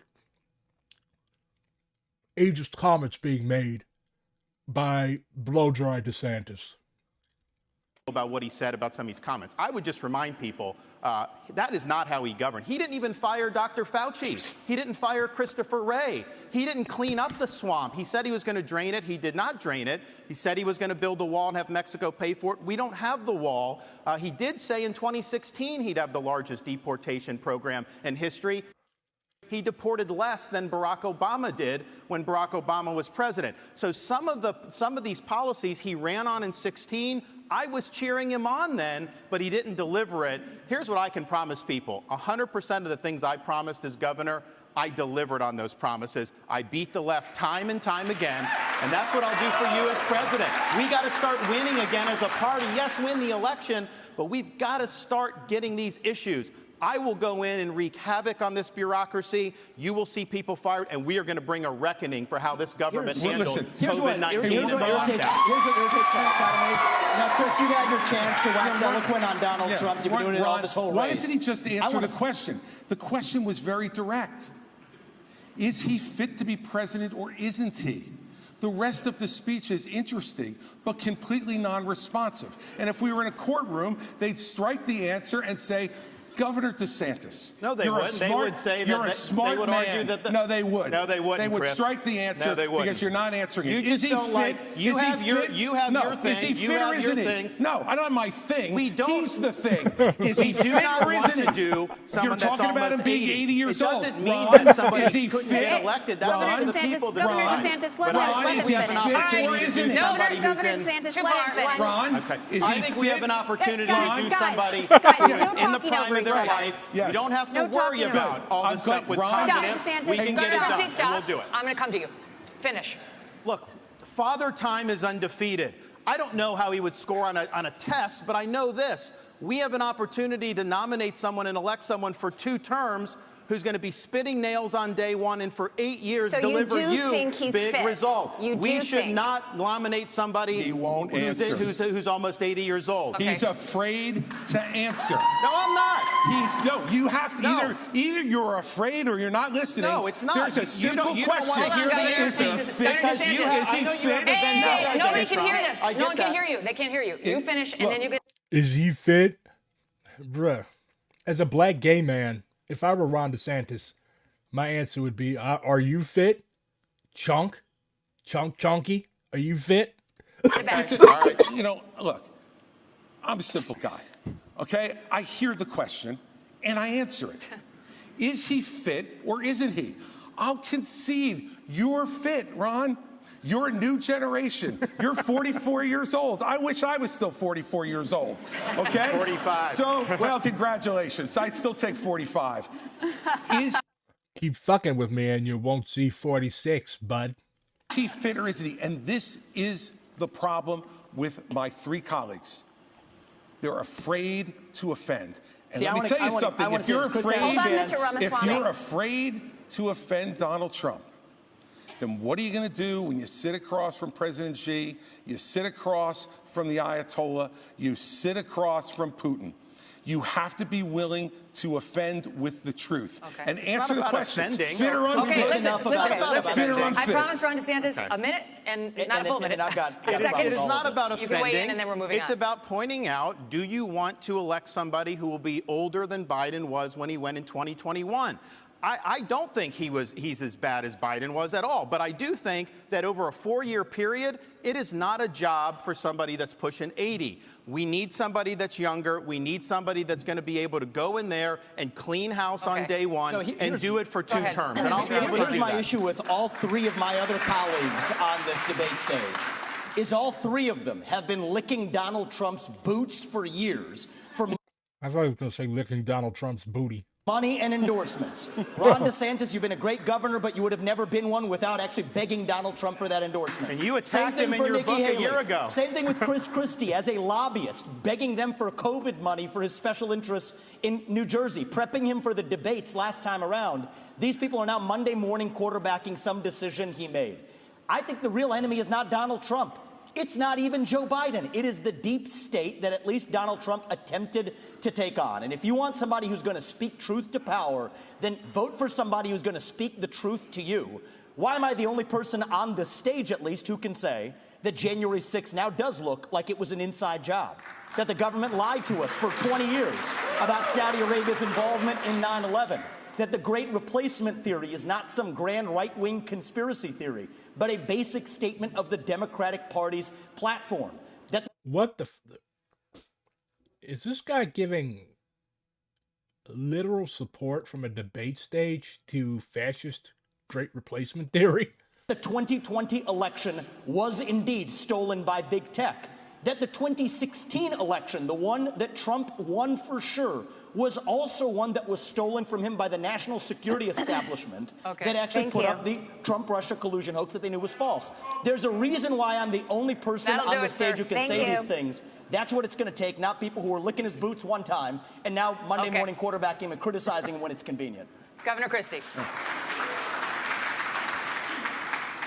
You do not favor a ban on trans medical treatments for minors, saying it's a parental rights issue. The surgeries done on minors involve cutting off body parts at a time when these kids cannot even legally smoke a cigarette. Kids who go from puberty blockers to cross-sex hormones are at a much greater likelihood of winding up sterile. How is it that you think a parent should be able to okay these surgeries, never mind the sterilization of a child? And aren't you way too out of step on this issue to be the Republican nominee? No, I'm not. Because Republicans believe in less government, not more. In less involvement with government, not more in government involvement in people's lives. And you know what, Megan? I trust parents. And we're out there saying that we should empower parents in education. We should empower parents to make more decisions about where their kids go to school. I agree.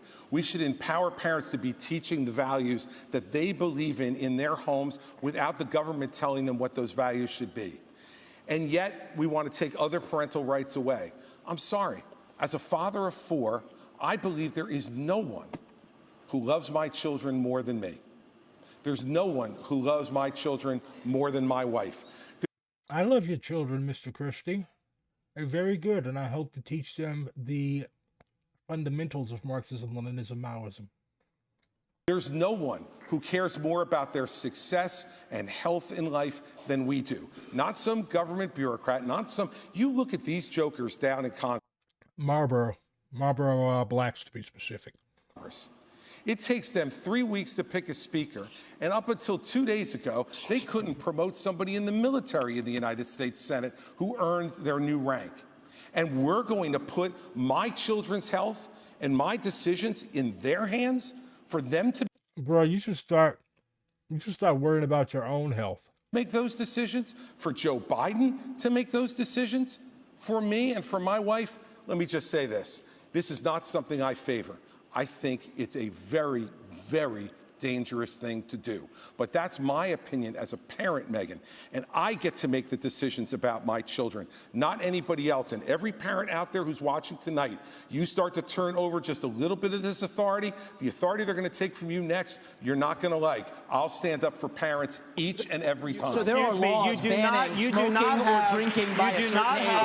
Let me tell you something. Yep. I have a follow-up question for him, and you guys are going to get to weigh in, okay? Here's my follow-up question. You talk about parental rights. Let's talk about them.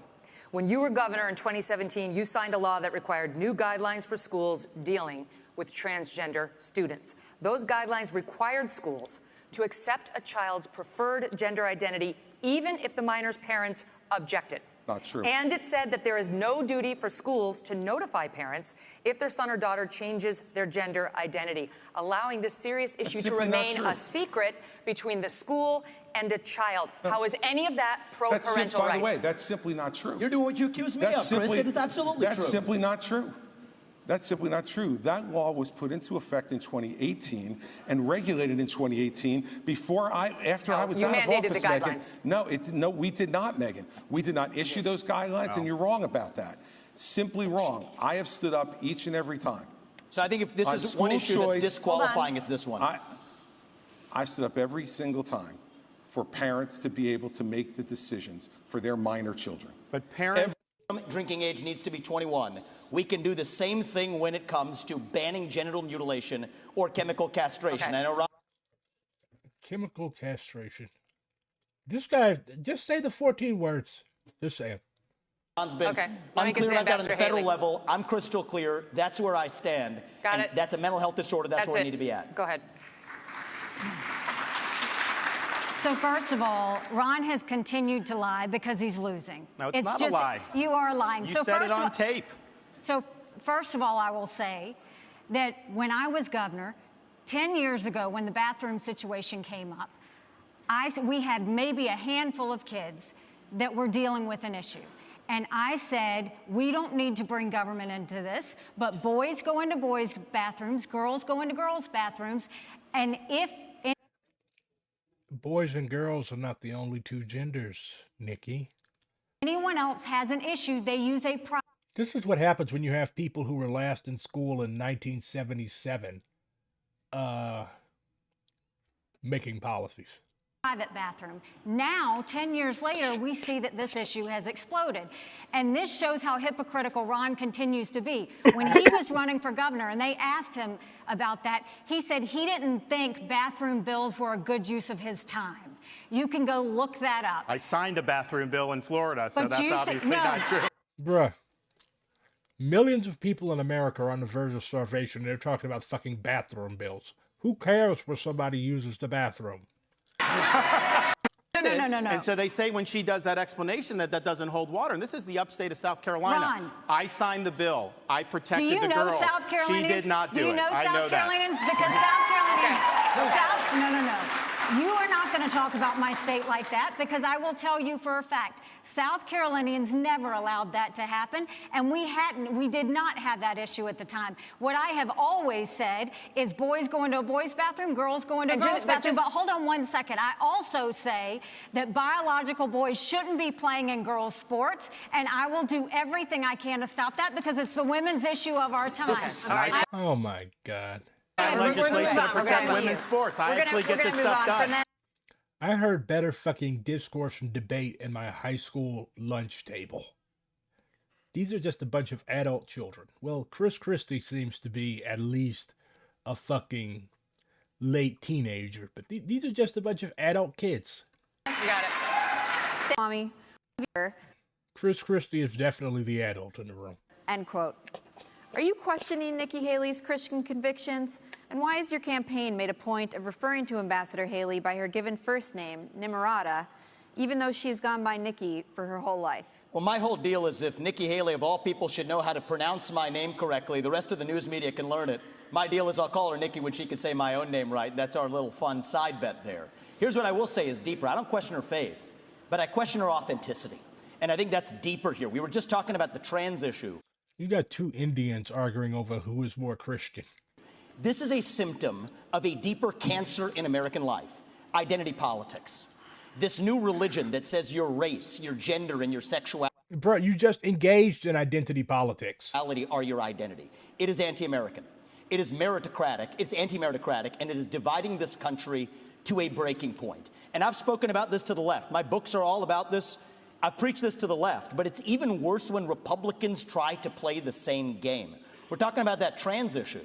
And Nikki Haley's campaign launch video sounded like a woke Dylan Mulvaney Bud Light ad talking about how she would kick in heels.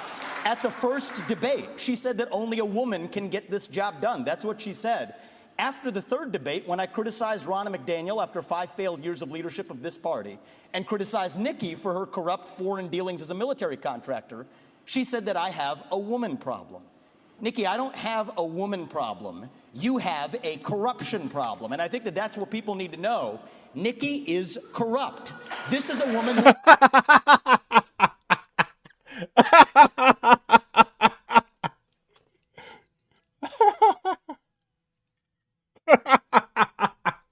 will send your kids to die so she can buy a bigger house. This is the problem. Using identity politics more effectively than Kamala Harris is a form of intellectual fraud. And it actually needs to end. There's our donor puppet masters wielding their puppet right up here tonight. This is how this game is played. The puppet masters put up their puppet, and I reject the use of identity politics in this party.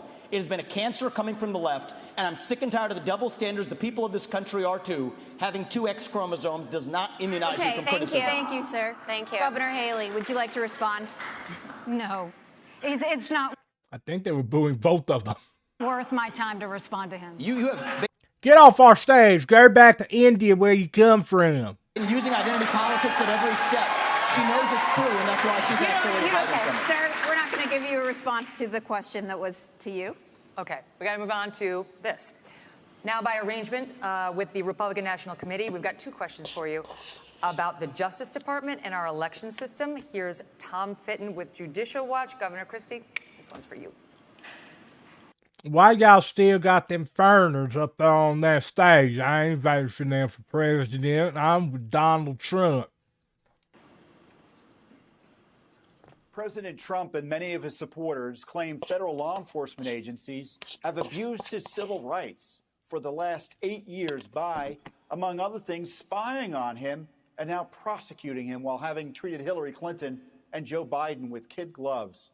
A recent Gallup poll shows that Americans think more highly of the U.S. Postal Service than they do the FBI or Justice Department. What would you do as president to restore the faith of the American people in these agencies? Well, first off, I'm the only person on this stage who's actually done a job in the Department of Justice. I was the U.S. Attorney in New Jersey in the 5th largest office in this country, appointed by President Bush on September 10th, 2001. And it was an extraordinary time in this country to be on the front lines of fighting the greatest attack against our country since Pearl Harbor. And I'm proud of the 7 At least DeSantis' name doesn't end in a vowel. years I spent in the attorneys who will only care about making sure that justice is done without regard to any other consideration but the facts that are presented and whether someone is guilty beyond a reasonable doubt and the government can prove it. We have had attorneys general like Eric Holder and Loretta Lynch and Jeff Sessions and now our current attorney general who have not met that standard. And the only way you restore people's faith in the justice system is to put someone like that in charge of the Justice Department, and then as president, to get the hell out of the way on anything that involves criminal investigations. I'm sorry, these people have made it so I need a cigarette. I'll be right back. Remember, comrades, never smoke. If a president's involved in trying to do something and put their thumb on the scale, as Donald Trump says he will do, that makes people much less likely to believe our justice system can be fair. Thank you. Thank you. Governor DeSantis, this next one's for you. Back to Tom Fitton. Many Republicans are concerned about the legitimacy of elections. A federal judge just ruled that Pennsylvania must count undated mail-in ballots, and unlike Alabama, many states still don't require any identification to vote. What should states do now to increase election integrity and voter confidence for the 2024 election? Well, Tom, thanks for the question. Thanks for what you guys do at Judicial Watch. It's really, really important. There's a lot of corruption in this government. You guys are doing a great job. What you should do for election integrity is do what we did in Florida.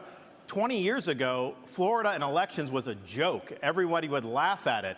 I came in, I removed a couple supervisors from South Florida. We require voter ID universal, no Zuckerbucks, no mass mail balloting, and no ballot harvesting. We even have an agency that prosecutes people for violating election laws. The result of that, in both 2020 and 2022, we counted millions and millions of votes on election night, produced the results, it was transparent, and everybody was happy. That is not happening throughout this country. But let me tell you this as the nominee. I think it's important. Not every state's where we need it to be. There is ballot harvesting in places like Nevada, all these places. I am not going to fight with one hand tied behind my back. I'm going to have organizations in all the swing states. If they're harvesting, we're harvesting. If they're Zuckerbucks, we're Zuckerbucks. We are going to exploit whatever the rules are. I favor changing the rules to be like Florida and some of the other states that have done a good job. But until then, we have to do that. And then just on the Justice Department and FBI.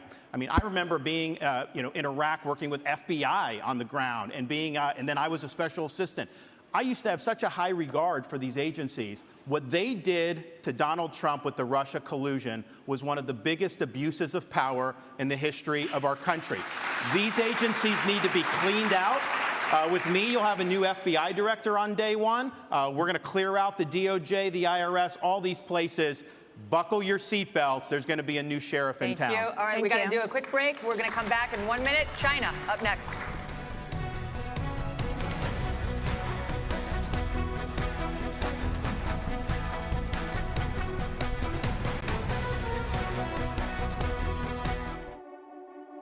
Santa's coming soon. Have you finished your Christmas shopping? Get 15% off your entire purchase at the official GOP store when you text Santa to 80810. But hurry. Order by December 8th to get your presents under the tree in time. Who do you think will win the debate? Text your answer to 80810.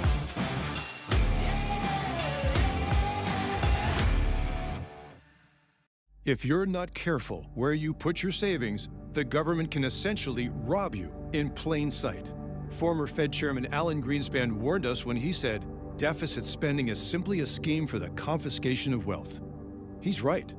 Deficit spending can cause inflation, which eats away at your savings, even if you don't see it at first. Is there a solution? Yes. Greenspan thought so when he said gold stands in the way of this insidious process. This is where Birch Gold Group comes in. You see, Greenspan understood that true wealth preservation can come from physical assets, like gold. We've helped Americans diversify their IRA or 401k into gold for over 20 years. To get a free info kit from Birch Gold, text now to 989898 now. This is our gift to you. There's no obligation and nothing to buy. Just free info to help you diversify your hard-earned savings. Text now to 989898 right now. The Wellness Company and their doctors are medical professionals you can trust. And their new medical emergency kits are the gold standard when it comes to keeping you safe and healthy. This medical emergency kit contains an assortment of life-saving medications, including ivermectin, Z-Pak. Rest assured, knowing that you have emergency antibiotics, antivirals, and antiparasitics on hand to help you and your family stay safe from whatever life throws at you next.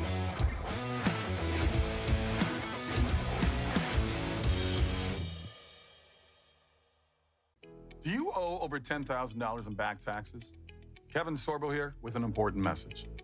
The Biden administration has proposed an $80 billion plan to boost IRS collections. This means they could garnish your wages, levy your bank account, and even seize your property. Tax Network USA, a trusted tax firm, can help protect your income and assets today while quickly settling your tax debt. But you have to act now while you still have options. Call Tax Network USA today. I have not taken a penny from any foreign source ever in my life. My son has not made money in terms of this thing about, what are you talking about, China.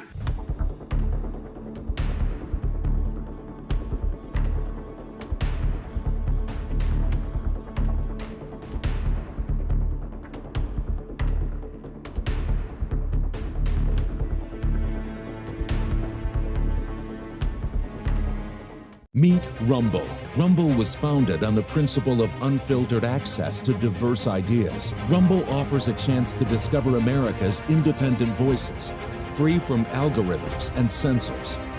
Participate in bold discussions and help protect a free and open internet. Rumble. Bold and free. Visit rumble.com and download the app today. Do you owe over $10,000 in back taxes? Damn, you motherfuckers still here? Go get lives. Go get lives. Watch me.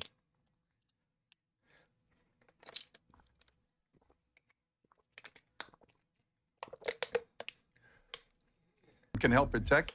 I love how Rumble is like, their ads are nothing but fucking tax and gold shit.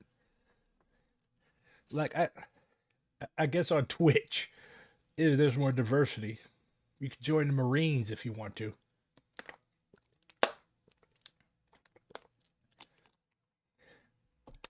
I am Norwegian. I do not know how to get to life. It is very snowy and cold, and I am depressed.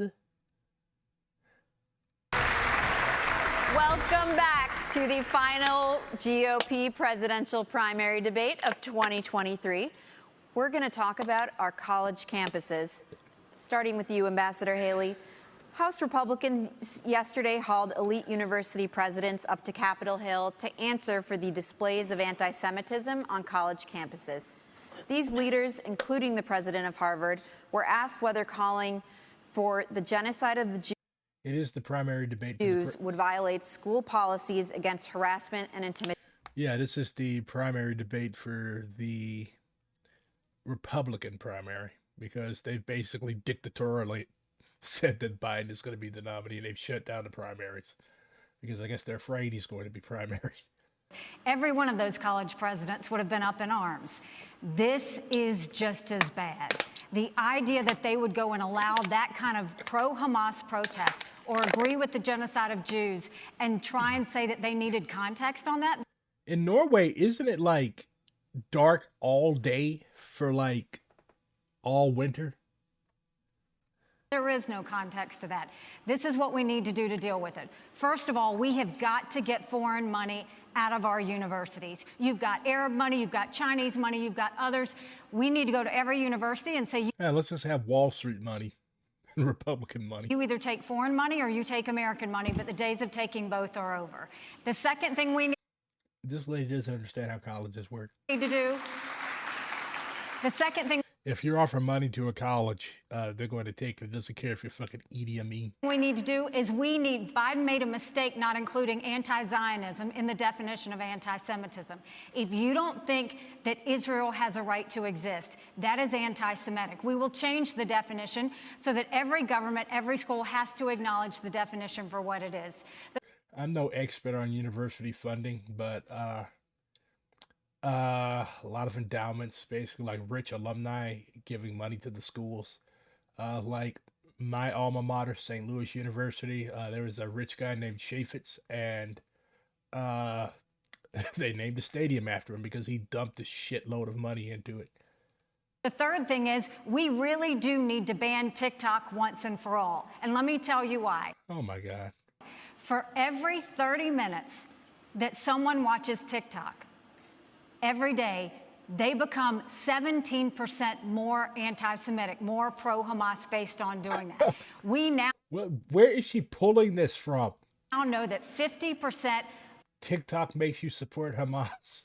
of adults 18 to 25 think that Hamas was warranted in what they did with Israel. That's a problem. When campuses also don't go and protect when they have these rallies and you've got students that are scared, we need to go to these universities and say, if you're not going to protect these students, if you're not going to acknowledge anti-Semitism, we'll take your tax-exempt status away. That'll fix it, and that'll take care of it for good. Staying with you, Ambassador Haley. On October 6th, the Israeli government thought it had a clear-eyed view of the threat from Hamas. In fact, according to the New York Times, it even had Hamas's attack plan and dismissed it as an aspiration. The Israelis were wrong. In our country, the FBI director told the Senate panel just yesterday that he sees, quote, blinking red lights everywhere, and that the threat level has, quote, gone to a whole nother level since October 7th. Which of the threats facing our country do you worry could blindside us? What worries me and what keeps me up at night is what happens between now and Election Day while Joe Biden's in office. That's what worries me more than anything else. But I'll tell you that America right now is acting like it's September 10th. We better remember what September 12th felt like, because it only takes one. And whether you're looking at open borders that are allowing people to come in, Iran knows the easiest way to get to America is through the southern border. And we're not doing anything to stop it. We've got to get... If I wanted to sneak into the United States, I think I said this before when I covered one of these things, I would sneak across through the Canadian border. Like, there are parts of the Canadian border in the Dakotas that you can literally just walk across. You can walk from one farmer's field to another. Get the foreign infiltration out of our country. We need to ban Canadians from the country until we find out what's going on. Whether it's in our schools, whether it's on our social media, whether it's we need to stop all foreign lobbying that's happening to members of Congress, and we need to start securing America again. Until we do that, we are going to... I love how all of these people are just saying shit that they're never going to be able to accomplish, either because it's illegal or because there's not going to be any support for it. Be it threats. We've got to look at Iran, China, and Russia want to destroy the West. We have to start acting strong. Shit, bruh. The West wants to destroy the West. Again, we've got to start protecting Americans. Right now, Americans don't feel protected, and we're not doing anything to strengthen it. So, Joe... I'm an American, and I don't feel protected because a cop can kneel on my neck for 9 fucking minutes. And, granted, there'll be a riot after it, but I would much rather be alive. Biden continues to be a problem. That'll change on Election Day. Governor DeSantis. Mexico has white people too. Look at Telemundo. Everybody's fucking white. If China invades Taiwan, would you send American troops, as President Biden has said he would do? We will be able to deter that from happening. I think that's the important thing. We need a strategy of denial so that we're deterring Xi's ambitions. What if it doesn't work? It's going to work. Taiwan. Did he just say G? It's she. She to G. Taiwan's an ally. We have long-standing American policy, and you know how that's done, and we will follow that. But here's the thing. Taiwan is important not just because of semiconductors. It's important because if China is able to break out of this first island chain, they're going to be able to dominate commerce in the entire Indo-Pacific. They will use that to export authoritarianism all around the world, including here in the United States. You look at some of these guys, actually some of them that are supporting Nikki on Wall Street, they grovel to China. Anytime something happens, they got to go do that. So they already exert a huge amount of authority over this country. It will get a lot worse. So deterring China's ambitions is the #1 national security task that I will do as president, and we will succeed. The 21st century needs to be an American century. We cannot let it be a Chinese century. Mr. Ramaswamy. It doesn't matter what you want to let happen. Like, history is going to advance. Regardless of your will, bro. The 20th century was the American century. The 21st century is going to be the Chinese century, whether we want it to or not. Empires rise, empires fall. That's how it works. We need to be clear on, I'll be clear on the same issue, if I may. I'm coming to you next on Taiwan. You said, if you want to stop Xi from invading Taiwan, quote, let's open a branch of the... Why can neither one of these people, moderators or debate participants, pronounce the man's name? NRA in Taiwan and put an AR-15 in the hands of every family and train them how to use it. That will give Xi a taste of American exceptionalism, end quote. The National Police in Taiwan announced a zero-gun policy last year. Is this a serious policy proposal? And if it isn't, why do you keep repeating it? Well, it's part of a broader deterrence strategy. And so I think I'm going to respectfully disagree with Ron here. I think the next U.S. president needs to be crystal clear that at least for the foreseeable future, the U.S. will absolutely defend Taiwan. And it is with that clarity that we actually achieve deterrence. But I have a broader strategy than that. We need to get on side in our relationship with India, take it to the next level. India has to be able to block the Andaman Sea, which is where China gets most of its Middle Eastern oil supplies. That's critical. I also do believe the Second Amendment is a... So you're accusing Nikki Haley of being a warmonger, but you are saying that you're going to back India in taking steps that very possibly might lead to war with China. Okay. Critical way of preventing... So she wants to send American troops to die for Ukraine and Israel, and you want to send American troops to die for Taiwan. Foreign autocrats from being able to... It's worked in America. Why wouldn't it work in Taiwan? So it is part of a broader strategy. But I do think that we need to be specific about our deterrence strategy, or else Xi Jinping is just encroaching by the day. And the reason why we're not doing it for China, I want to be crystal clear, is because we're scared. Why are we scared? Because we depend on them for our modern way of life. Why do we depend on them for our modern way of life? It's because Nikki Haley's latest friends like Larry Fink have created commingled economies with BlackRock telling Exxon and Chevron they can't drill here, while being a shareholder of PetroChina, not applying those same constraints in China. So it is our economic dependence on China that makes us scared. If that were a Russian spy balloon, we'd have shot it down in an instant. If that were a Russian spy base in Cuba, we'd be actually going hard on them instead of turning the other way as we are with China. So it comes back down to that economic dependence. We cannot depend on them for our pharmaceuticals, our semiconductors, and people have been lied to for a long time. Our own military, the F-35 jets that we make in this country, depend on China, and it's going to take an outsider to fix that broken establishment. Thank you, Mr. Ramaswamy. Ambassador Haley, would you like to respond? I mean, when it comes to China and Taiwan, the one way that we keep China from going into Taiwan is, one, make sure that we win in Ukraine, that we protect our friends, but also let China know that they'll be hell to pay if they go into Taiwan. They need to know that there is going to be a force that's going to go against them. And they need to know it's not just going to be the United States. That is why we need to build our partnerships with India, with South Korea, with Japan, with the Philippines, with Australia. We need to start pulling that alliance together. Yeah, let's just give Bong Marcos some more. Let's just give Bong Marcos some more money so he can shovel it into his fucking pockets. The U.S. has 4 bases in Norway, and the military doesn't need to follow Norwegian law. Yeah, it's pretty much the same way in South Korea. Like that guy that tried to defect to North Korea, that black dude, I can't remember his name, but like he was accused of doing something, starting a fight or something in South Korea, and I think the South Koreans tried to prosecute him, and he decided that he wanted to just dip into North Korea as opposed to just like lean into his Yankeeness, because like American troops can get away with murder as long as they're wearing that uniform and as long as they work for Uncle Sam. Yeah, I think he was actually by the South Koreans. And the first way we do that is we need to make sure that on day one, we look at the fact, if China pulled the rug out from under us tomorrow, would we be ready? Think about what happened during COVID. Why would they pull the rug out from under us? They make too much fucking money off of us. This is just demagoguery and pandering. Here to be tonight. We'll be back at 7 a.m. in Columbus, Ohio tomorrow, taking care of those patients in the OR.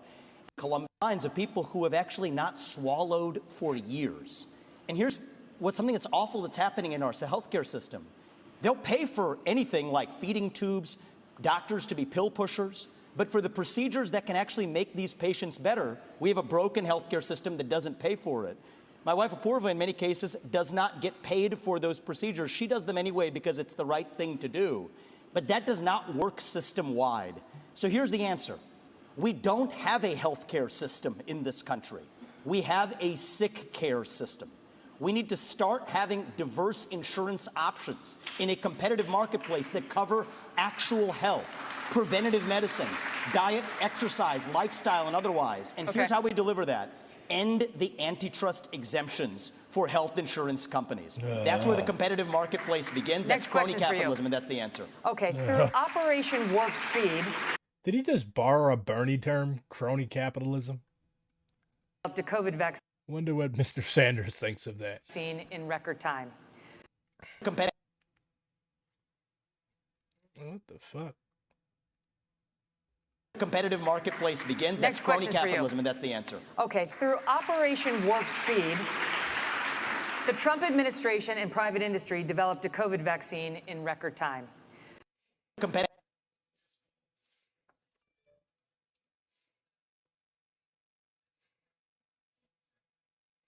We'll be right back. I've watched enough of this shit anyways. So, Guyana. The president, Dr. Irfan Ali, gave a little speech Tuesday night. Let's see what he has to say. I address you on an unsettling development in relation to the unlawful claim by Venezuela to Guyana's Essequibo region, which constitutes more than 2/3 of Guyana's national territory. Tonight, President Maduro announced several... I bet a lot of Americans who didn't know where Guyana is are like losing their shit over this Indian dude. Like Guyana is mostly Indian, East Indian, and Afro-Caribbean. They're probably losing their shit over the sight of an Indian dude talking with an accent, a Caribbean accent that is typically associated with black people. Like he sounds like a black dude. measures which his government intends to take in enforcing the outcome of the referendum held on December 3rd, 2023.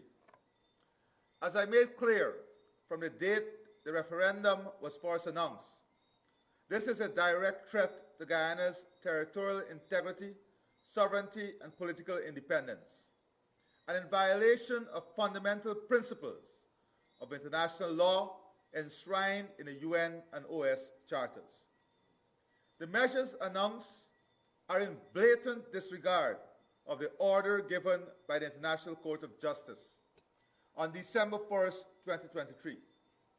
Guyana views this as an imminent threat to its territorial integrity and will intensify precautionary measures to safeguard its territory. I have tonight spoken to the Secretary General of the United Nations and several leaders, alerting them of these dangerous developments and the desperate actions of President Maduro that fly in the face of international law and constitute a grave threat to international peace and security. Also, Guyana will tomorrow bring this matter to the United Nations Security Council for appropriate action to be taken by that body. Further, we've engaged CARICOM, the OAS, the Commonwealth, and many of our bilateral partners, including the United States of America, Brazil, the United Kingdom, and France. The Guyana Defense Force is on full... All right, so yeah, they're saying that they're gonna have 4 buddies in this, because like Maduro's going fully super sicko mode. Yeah, like, and people saying, "Oh, see, they're bringing Americans to the region." And one guy, who I actually consider a buddy, a comrade, says that I would love nothing more than a diplomatic solution to Guyana and Venezuela. However, given how sharp global issues are getting, where the U.S. will provoke and shamelessly slaughter whole populations through other states, a preemptive military strike makes sense. So this guy, Soviet Catracho, is saying that Venezuela should hit first. Yeah, just go and just kill all of these all those Afro-Caribbean and Indo-Caribbean people, so that Venezuela can get hold of the land and oil. Again, I consider this dude a buddy, but like, people are just fucking acting a fool over this issue. Like, why would you say shit like this? Like, you're so caught up on your fucking 4-dimensional chess, you don't actually consider that Venezuela could possibly be and is in the wrong on this. You cannot just go in and take other people's land and territory. And yeah, yes, you are at the top of the page. Never trust an Italian whose name ends in a consonant. Essequibo is Guyanese. The Caribbean will not be shrunk. So yeah, Just all sorts of racist and Latin chauvinist and silly just bullshit. Like if Venezuela was so obsessed with keeping oil companies, like keeping American oil companies off its territory, like why is Chevron still in Venezuela? Chevron is one of the leading private oil companies in Venezuela, and our presence in the country began with exploration activities in 23 and the discovery of Boscan Field in 46. Chevron works in partnership with affiliates of Petróleos de Venezuela, PDVSA, Venezuela's national oil company, and 5 onshore and offshore production projects in western and eastern Venezuela in compliance with applicable laws and regulations. So they're doing technology transfer, and here they are working in Venezuela. They even invest in, invest in quotes, of course. They send a shitload of money over there. Chevron's social investment contributions in Venezuela totaled more than 150 million, benefiting over 580,000 Venezuelans with health, education, and economic development programs. Chevron currently implements social investment projects in 4 states in Venezuela. Chevron promotes healthcare programs in the communities where we operate. So they're heavily involved in Venezuela, but nobody's talking about that. But everybody's talking about ExxonMobil being in fucking Guyana.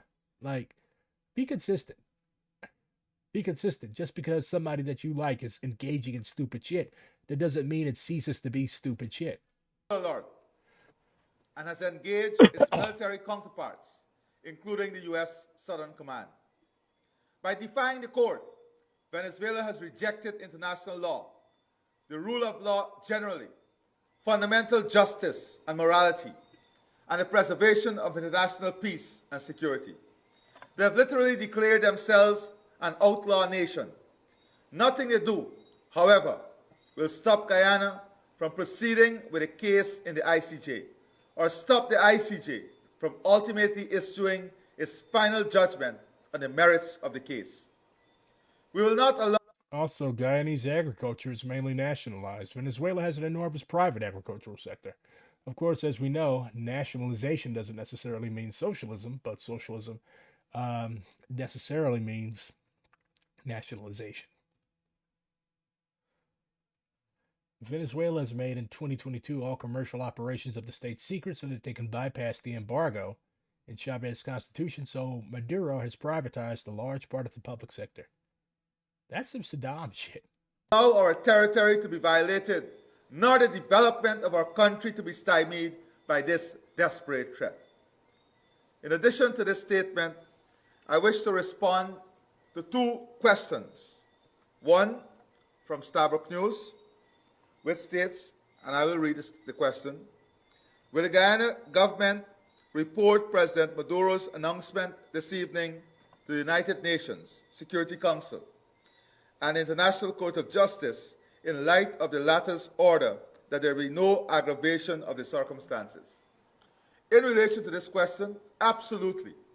Guyana will be reporting this matter. We have already spoken to the UNSG, and early in the morning, we will be officially writing the UN Security Council. We will be informing the court of this development. And as I said, in the next 24 hours, we'll be informing all our bilateral partners and different agencies, including CARICOM and Commonwealth and the OS, on this recent development. Let me be very clear that President Maduro's action is in open defiance of the ICJ order. In my opinion, he's testing the mettle of the ICJ. He has taken a lonely and worrisome road of neglecting his responsibility as a member of the UN family. An adventurous and reckless path that can only bring instability to this region and can only create more uncertain circumstances for the Venezuelan people. We urge President Maduro to rethink these missteps and to act and behave in accordance with international law. All our actions and everything we do from Guyana is aimed at ensuring this region remains a region of peace.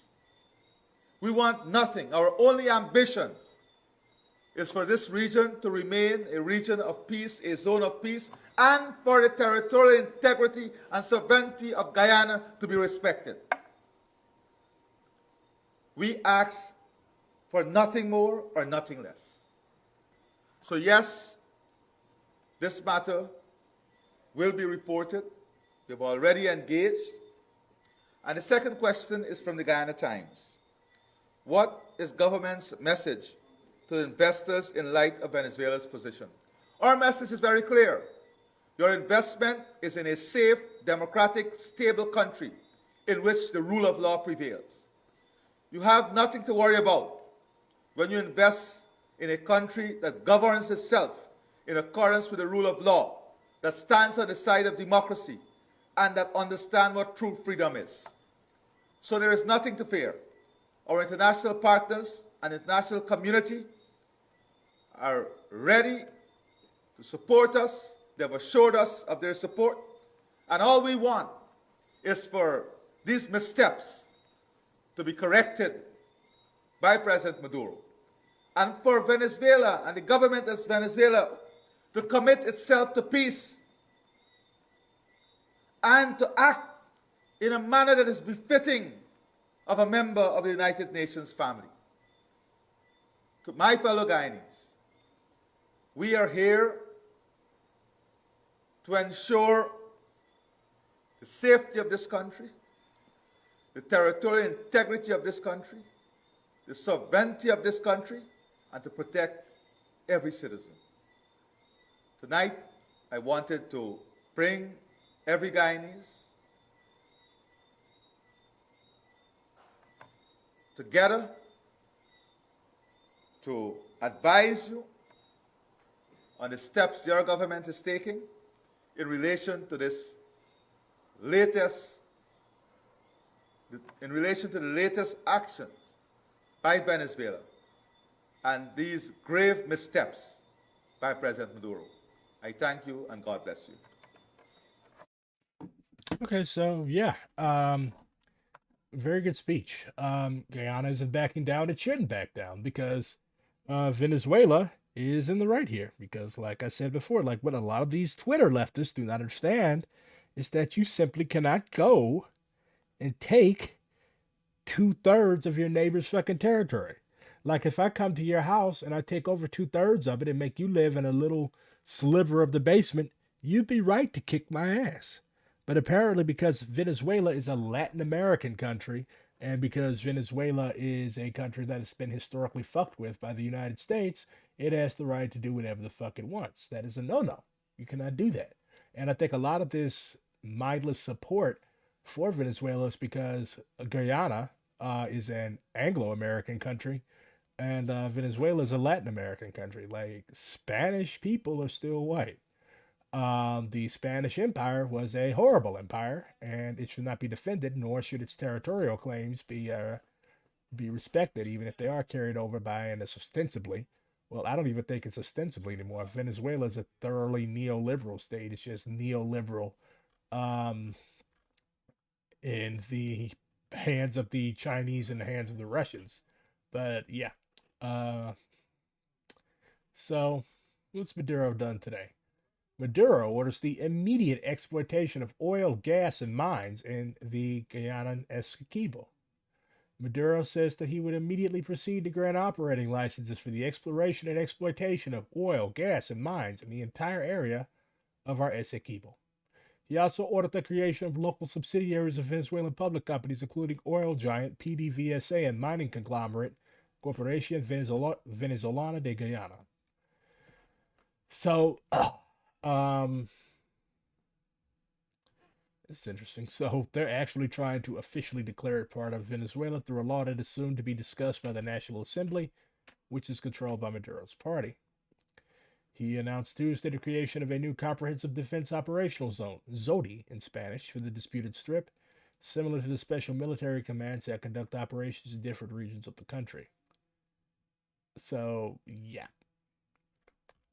I don't know what's up with him. I don't know what type of crack he's smoking, but he needs to stop because this is going to cause more problems for Venezuela than it is for Guyana. He's going to end up being re-sanctioned, and it's going to be more instability in his own country. You've got the Communist Party saying that he's full of shit, and you have the indigenous people in Essequibo who are literally saying that we are part of Guyana. We do not want to be Venezuelan. We are not Venezuelan. Um, so this was released by the South Rupernini District Council. They said that the SRDC hereby wishes to make an official statement on the referendum which is going to take place in Venezuela concerning the annexation of all the territory lying west of the Essequibo River on December 3rd. So this is a bit old. As the indigenous peoples of the South Rupernini, we would like to state that the Essequibo and the area in question has always been part of the Wapichan Wizi since before the colonizers came to the continent. The Essequibo is called Chipi Wao in Wapichan and serves as the border of the Wapichan Wizi. We have used the lands in question traditionally. They form part of our cultural heritage since some of our ancestors are buried in those lands and there are petroglyphs marking the presence of our ancestors in the area.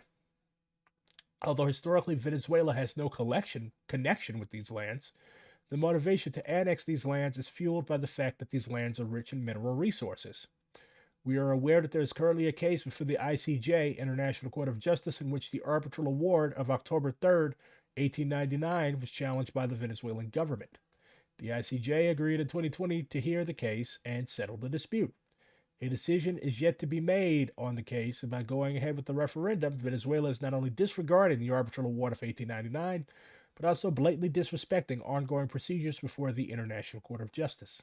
We welcome the most recent ICJ ruling that recommends that it refrain from any action that could modify the situation that currently prevails in the disputed Essequibo region. We stand firmly with our fellow Guyanese people and hope that the government of Venezuela respects the sovereignty of Guyana and does not go ahead with this referendum. The South Rupernini District Council, SRDC, is the authority of the South Rupernini District and a legally representative institution of the 21 mostly Wapichan communities of the South Rupernini, established under Section 35 of the Amerindian Act. Sincerely, South Rupernini District Council, Wenceslaus Albert, Secretary, and Michael Thomas, Chairperson. So the indigenous people are saying that, like, you should get the fuck out and leave us alone. There are indigenous nations in Essequibo. Do you not realize how fucked up it is to decide for them that they should be made part of a state that they had no say in? Jesus, that's literally colonialism. I'm not an anarchist. That's just chauvinism, and Marxists are wrong to defend it. There are a lot of black people and Africans in Essequibo as well. None of them had a say in this either. This individual, Tamanisha, who wrote the very good Black Agenda Report article that I read from yesterday, Dr. Tamanisha John, says that she referenced her family would be nationally displacing by the referendum and enacted annexation. It seems like the height of colonial hubris and chauvinism to speak over indigenous communities, given some Venezuelan national claims, arguing of precedence over Guyanese independence. So, yeah, Dr. John is right, and yes, she is very good and a very advanced theoretician. And if you would like to learn more about the situation between Guyana and Brazil, I highly recommend following her. This is her Twitter. So, yeah, follow Dr. John.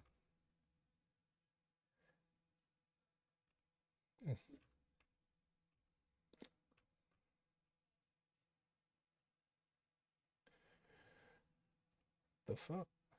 Oh, new and worrying developments in the Venezuela-Guyana border dispute as Caracas condemns yesterday's statement by Guyanese President Irfan Ali, who said that his country's armed forces had engaged the U.S. Southern Command and other partners. The Venezuelan government called on its counterpart to cease from its reckless conduct. Really, I would consider reckless conduct to hold a referendum to try to claim territory that's not yours. And then, like, okay, you can't just throw a fucking rock and hide your hand and then complain when somebody throws a rock at you. Okay? Y'all are backed by the Russians and Chinese. Y'all are making Trump, y'all are suggesting making military moves. Of course, Guyana's going to call in the fucking United States and Brazil. Like, what do you expect? You should have kept your fucking mouth shut. Yeah, you should have left these people alone. I said there's no way he's actually going to do it because that would be insane and then disaster for him. But I thought about Putin going into Ukraine too. So who knows? I can't predict the insanity of world leaders. Another point worth remembering, these Latin American countries are settling colonies too. Simon Bolivar was a colonial-born Spaniard, aka Creole. He was treated as a second-class citizen by Spanish-born Spaniards, but he was first among equals in the New World. That is very true. Let's close off with something fun. This is a Guyanese soldier. You don't know, it's the one and only. The one and only. Mr. Williams. Yeah, true patriot for Guyana. Venezuela, anytime, anywhere, any fucking day, I will be on the front line defending my country. Because I'm a soldier and I'm here to protect and to defend the territorial integrity of Guyana by all means. So, good night. And remember, don't be a campist and don't support colonial irredentist claims just because the guy who's making them has a big mustache and is in political.